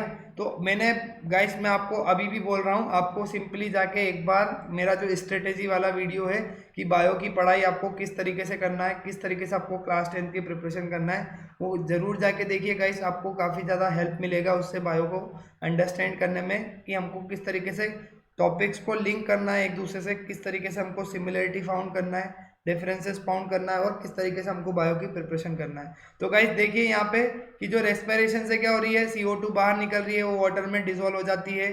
ठीक है, डिजोल्व होने के बाद वो क्या करते हैं? एक्वेटिक प्लांट्स CO2 को कहाँ से ले सकते हैं? उस डिजोल्व वाटर में से। उस वाटर के अंदर जिसमें CO2 क्या है? डिजोल्व है, वहां से क्या ले सकते हैं? CO2 को ऑब्टेन कर सकते हैं। सो और वो किसके द्वारा करते हैं? अपनी इंटायर बॉडी सरफेस उनकी ऐसी होती है जो क्या कर सकती है? उस पर्टिकुलर CO2 को एब्जॉर्ब कर सकते हैं। इसीलिए वो क्या करते हैं? जो टेरेस्ट्रियल प्लांट है उनसे ज़्यादा फोटोसिंथेसिस को परफॉर्म करते हैं। तो guys this is about the carbon dioxide, मतलब कार्बन डाइऑक्साइड जो पौधों को किस तरीके से मिलती है और क्या उनका सोर्स होता है। अब दूसरा रॉ मटेरियल होता है गाइस वाटर। वाटर मतलब एक तो हमने देख लिया कि हमने डिस्कस किया था ना फोटोसिंथेटिक इक्वेशन में, कि इक्वेशन ऑफ फोटोसिंथेसिस में, कि कौन कौन से हमको दो चीज़ों की जरूरत पड़ती है ग्लूकोज को बनाने के लिए, फूड को बनाने के लिए। तो that is first one is the carbon dioxide which we have discuss few seconds ago, and the second thing is the water. तो गाइस डिस्कस करते हैं water. Plants absorb water from the soil by the process of osmosis. कौन सी process के through करते हैं guys? Osmosis की process के थ्रू क्या करते हैं? प्लांट्स क्या करते हैं? वाटर को एब्जॉर्ब करते हैं किसके थ्रू? सॉइल से, through the process of osmosis. I hope osmosis आपको पता होगा। ऑस्मोसिस मतलब जब क्या होती है? सॉल्वेंट की मूवमेंट होती है। ठीक है, एक सॉल्यूशन है, एक सॉल्यूशन के अंदर क्या है? सॉल्यूट भी है और सॉल्वेंट भी है। उस सॉल्यूशन के अंदर क्या हो गया? सॉल्वेंट भी है और सॉल्यूशन भी है। सपोज आपने क्या बनाया? एक सॉल्ट सॉल्यूशन बनाया। अब उसमें क्या है? सॉल्ट भी है और सॉल्वेंट भी है। जब सॉल्ट भी रहेगा, सॉल्वेंट भी रहेगा, और दो ऐसे सॉल्यूशंस है जिसमें क्या है? कंसंट्रेशन का डिफरेंस है। सपोज एक में कितना है? 10 ग्राम नमक है और एक में 20 ग्राम नमक है। तो क्या होगा गाइस? उन दोनों सॉल्यूशंस के बीच में या फिर उन दोनों सेल्स के बीच में से क्या होगा? एक जगह से नमक तो नहीं आएगा, लेकिन जहां पे क्या होगा? हाई कंसंट्रेशन होगी। मतलब जो 20 ग्राम वाला सॉल्ट सॉल्यूशन है हमारा, उससे क्या होगा? वाटर मूव करके किसकी साइड आने लगेगा गाइस? बताओ। 10 ग्राम वाले सॉल्यूशन की तरफ आने लगेगा। So basically osmosis is the process of movement of solvent from a region of high concentration to the low concentration through a semi permeable membrane. Semi permeable membrane आप देख लेना, क्लास 9th में आपने बहुत अच्छे से पढ़ रखे होंगे कॉन्सेप्ट। फिर भी अगर आपको कोई डाउट होता है तो आप मुझे यूट्यूब के कमेंट सेक्शन में लिख दीजिएगा, मैं आपको अगली क्लास में बता दूंगा। So plants utilize carbon dioxide during photosynthesis. The intensity of light at which amount of CO2 during photosynthesis become equal to the amount of CO2 released during the respiration by plant is called CO2। मतलब आप देखो guys, यहाँ पे हो रहा है कि plants क्या करते हैं, न्यूट्रिशन की प्रोसेस भी होती है, फोटोसिंथेसिस से क्या कर रहे हैं, अपना फूड ऑब्टेन कर रहे हैं, लेकिन साथ ही साथ उसको फूड को यूटिलाइज करते हैं तो किसके द्वारा करते हैं, रेस्पिरेशन की प्रोसेस के द्वारा क्या करते हैं गाइस, अपने फूड को, अपने ग्लूकोज को यूटिलाइज करते हैं। तो यहाँ पे आपको लिंक करना है रेस्पिरेशन और फोटोसिंथेसिस को। अब देखो प्लांट ने क्या किया, जो भी कार्बन डाइऑक्साइड को क्या किया, यूटिलाइज किया, किसके थ्रू, फोटोसिंथेसिस की रिएक्शन के through.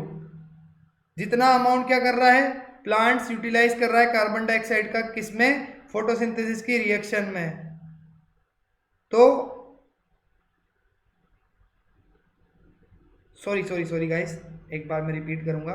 The intensity of light, मतलब लाइट की ऐसी इंटेंसिटी मतलब वो कितने नैनोमीटर की, कितनी उसकी वेवलेंथ है। तो at which amount of CO2 during the photosynthesis become equal to the amount of CO2 release during the respiration is called compensation point. मतलब ऐसी लाइट की ऐसी इंटेंसिटी जिसपे क्या हो, जो भी हम CO2 यूज कर रहे हैं किसके फोटोसिंथेसिस में, वो किसके बराबर हो जाए, रेस्पिरेशन के द्वारा जो हमारा CO2 क्या हो रहा है, रिलीज हो रहा है। उस पर्टिकुलर पॉइंट को क्या कहा जाता है, उस पर्टिकुलर पॉइंट ऑफ इंटेंसिटी को क्या कहा जाता है, कंपनसेशन पॉइंट। क्या कहा जाता है गाइस, कंपनसेशन पॉइंट।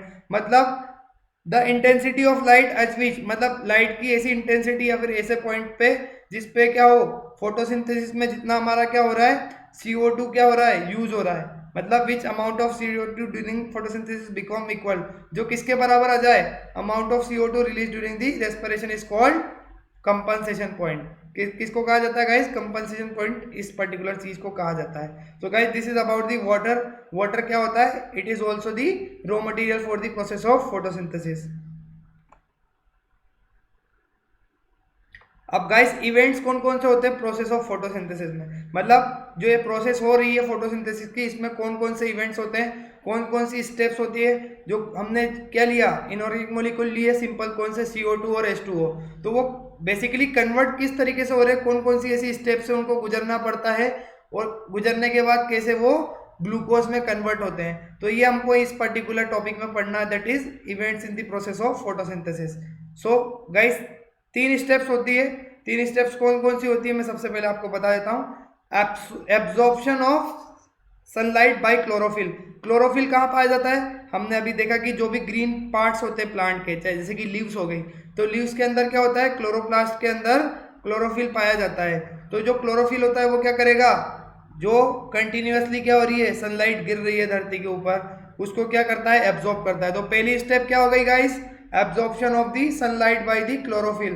किसके द्वारा, क्लोरोफिल के द्वारा सनलाइट को एब्जॉर्ब करना। ये क्या हो गई, पहली स्टेप हो गई फोटोसिंथेसिस की रिएक्शन में। अब दूसरा क्या होगा guys, conversion of light energy into chemical energy and splitting of water into the hydrogen and oxygen by light energy. अब दूसरे में क्या हो रहा है कि जो लाइट एनर्जी, मतलब जो सनलाइट थी, वो किस में कन्वर्ट की जाएगी, अब केमिकल एनर्जी में। केमिकल एनर्जी मतलब फूड में कन्वर्ट करने की कोशिश होगी, मतलब लाइट एनर्जी जो है उसको कन्वर्ट किया जाएगा केमिकल एनर्जी में। केमिकल एनर्जी का मतलब फूड और ग्लूकोज, ठीक है। और इसके साथ साथ ही क्या होगा, splitting of water into the hydrogen and oxygen by light energy. तो ये जो लाइट एनर्जी हमको मिली, जो क्लोरोफिल ने क्या किया, एब्जॉर्ब किया, उस लाइट एनर्जी को यूज किया जाएगा जो H2O के मोलिक्यूल्स है। H2O में क्या क्या होता है, हाइड्रोजन होता है। हाइड्रोजन के कितने होते हैं, 2 एटम्स होते हैं, और एक एटम किसका होता है, ऑक्सीजन का होता है। तो ये जो बाउंडेड होते हैं, तो इनको तोड़ने के लिए, मतलब इनके बीच के बॉन्ड को तोड़ने के लिए किसका यूज किया जाता है, जो लाइट एनर्जी को किसने यूज किया है, अभी अभी एब्जॉर्ब किया है क्लोरोफिल ने, वो लाइट एनर्जी को यूज किया जाएगा वाटर के मोलिक्यूल को स्प्लिट करने में मतलब उसको हाइड्रोजन में और ऑक्सीजन में अलग अलग तोड़ने में। तो गाइस समझ में आया आपको दूसरी स्टेप क्या है? Second step is the conversion of light energy into chemical energy and splitting of water into hydrogen and oxygen by light energy. तो लाइट एनर्जी जो क्लोरोफिल ने क्या की थी, एब्जॉर्ब की थी, उसका यूज क्या किया? स्प्लिटिंग ऑफ वाटर में, मतलब वाटर के मॉलिक्यूल को ब्रेक डाउन करने में। किसमें ब्रेक डाउन किया? हाइड्रोजन और ऑक्सीजन में। तीसरा, reduction of carbon dioxide by hydrogen to form glucose and release of oxygen. अब देखिए गाइस, जो CO2 हमने क्या किया था, लीव्स ने क्या किया था, एटमॉस्फेयर से लिया था, एटमॉस्फेयर से ऑब्टेन किया था, उसको क्या करेंगे अब? जो हाइड्रोजन होगा वो जाके उस CO2 से जुड़ जाएगा। उससे जुड़ने के बाद क्या होगा, मतलब वहां पे पहले हाइड्रोजन की संख्या क्या थी? बिल्कुल कम थी। तो उसका क्या कर दिया, हाइड्रोजन ने जाके जुड़ गया और वहां पे उसका कार्बन डाइऑक्साइड का क्या कर दिया? रिडक्शन कर दिया। रिडक्शन और ऑक्सीडेशन की प्रोसेस आई होप आपको पता होगी क्या होती है। सो मतलब जहां पे क्या हो रहा है, अगर O2 का नंबर बढ़ रहा है, मतलब सॉरी ऑक्सीजन का नंबर किसी भी कंपाउंड में अगर बढ़ता है तो उसको कहा जाता है ऑक्सीडेशन। और अगर किसी कंपाउंड में क्या होता है, हाइड्रोजन का नंबर बढ़ता है तो उसको कहा जाता है रिडक्शन। तो रिडक्शन किसका हुआ यहाँ पे गाइस? जो हाइड्रोजन हमको कहाँ से मिला था अभी? स्प्लिटिंग ऑफ वाटर से मिला था। स्प्लिटिंग ऑफ वाटर किससे कराया था? लाइट एनर्जी को यूज करके स्प्लिटिंग ऑफ वाटर किया था, जिससे हमको क्या मिला था? ऑक्सीजन और हाइड्रोजन। उस हाइड्रोजन को हमने यूज किया किसमें? रिडक्शन करने में। किसका किया रिडक्शन यहाँ पे? कार्बन डाइऑक्साइड का, जिससे हमको क्या मिल सके? ग्लूकोज मिल सके और जो बची हुई रिलीज है, मतलब ऑक्सीजन है, उसको रिलीज किया जा सके। तो गाइस ये जो स्टेप्स होती है, पहली स्टेप क्या हो गई? Absorption of sunlight by the chlorophyll. Second step हो गया conversion of light energy into chemical energy and splitting of water into the hydrogen and oxygen by light energy, and the third step is that reduction of carbon dioxide by hydrogen to form glucose and release of oxygen। तो इस तरीके से क्या होते हैं, ये तीन events होते हैं, तीन स्टेप्स होती है फोटोसिंथेसिस में। चलो guys, so this is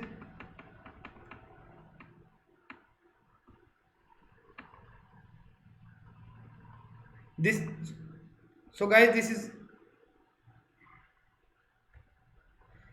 this is all for today's lesson. ठीक है, आज हमने क्या पढ़ा?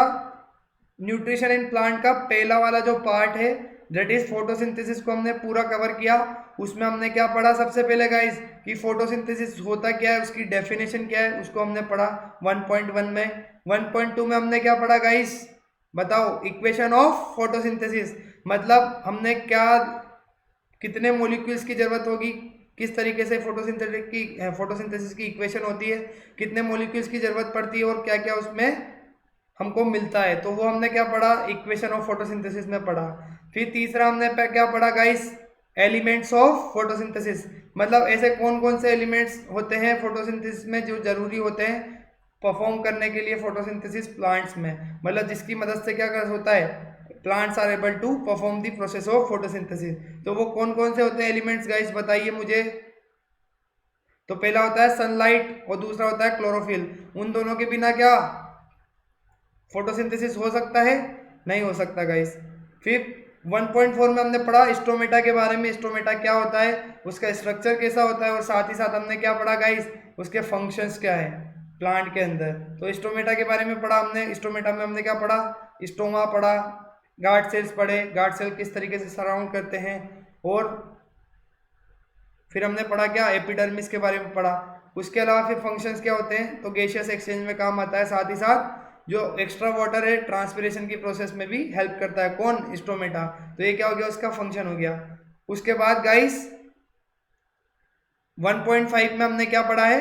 Raw material. रॉ मटेरियल मतलब जो फोटोसिंथेसिस की प्रोसेस है उसको परफॉर्म अगर हमको करना है तो हमको कौन कौन से रॉ मटेरियल्स की जरूरत पड़ती है। रॉ मटेरियल्स मतलब जो चीज़ों की हमको जरूरत पड़ेगी वो कौन से हैं? CO2 है और वाटर है। तो ये हमने आज के लेसन में पढ़ा गाइस। इसको अगर आप और अच्छे से पढ़ना चाहते हो और भी बेहतरीन तरीके से समझना चाहते हो और भी माइन्यूट से माइन्यूट डिटेल को अच्छे से समझना चाहते हो तो आप जाइए प्लस प्लेटफॉर्म पे मेरा स्टार्ट करने वाला हूँ कोर्स। वहाँ पे आप मुझे ज्वाइन कर सकते हैं, वहाँ पे मुझसे पढ़ सकते हैं। मैं वहाँ पे और अच्छे से इसको डिस्कस करूंगा। साथ ही साथ वहाँ पे आपके लिए डाउट सेशन भी अवेलेबल रहेंगे जिसमें आप क्या कर सकते हो, अपने डाउट्स को पूछ सकते हो। और साथ ही साथ वहाँ पे आपको और अच्छे तरीके से किस तरीके से बायो को पढ़ना है, किस तरीके की आपको स्ट्रेटेजी की जरूरत है, शॉर्ट ट्रिक्स की जरूरत है, आपको गाइडेंस की क्या जरूरत होती है आपको, वो सब आपको वहाँ पे बताया जाएगा। तो आप प्लस प्लेटफॉर्म के ऊपर सब्सक्रिप्शन लीजिए और अपनी प्रिपरेशन को अच्छे से क्या कर सकते हैं,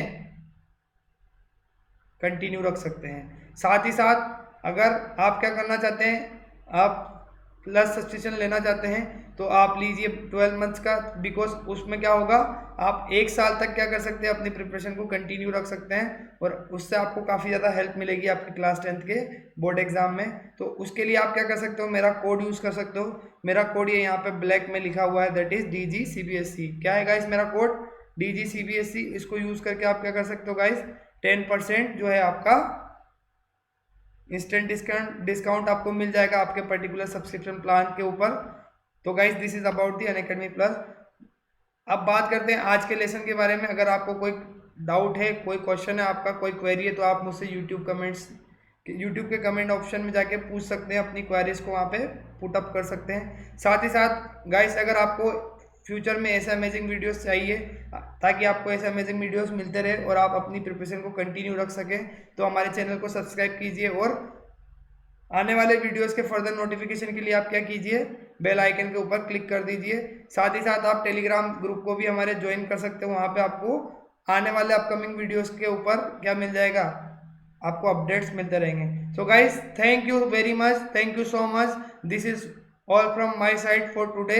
So in this part we have covered the photosynthesis और nutrition in plant. Next part में हम करने वाले हैं क्या, activities related to the photosynthesis, तो उसको हम देखेंगे। तो गाइस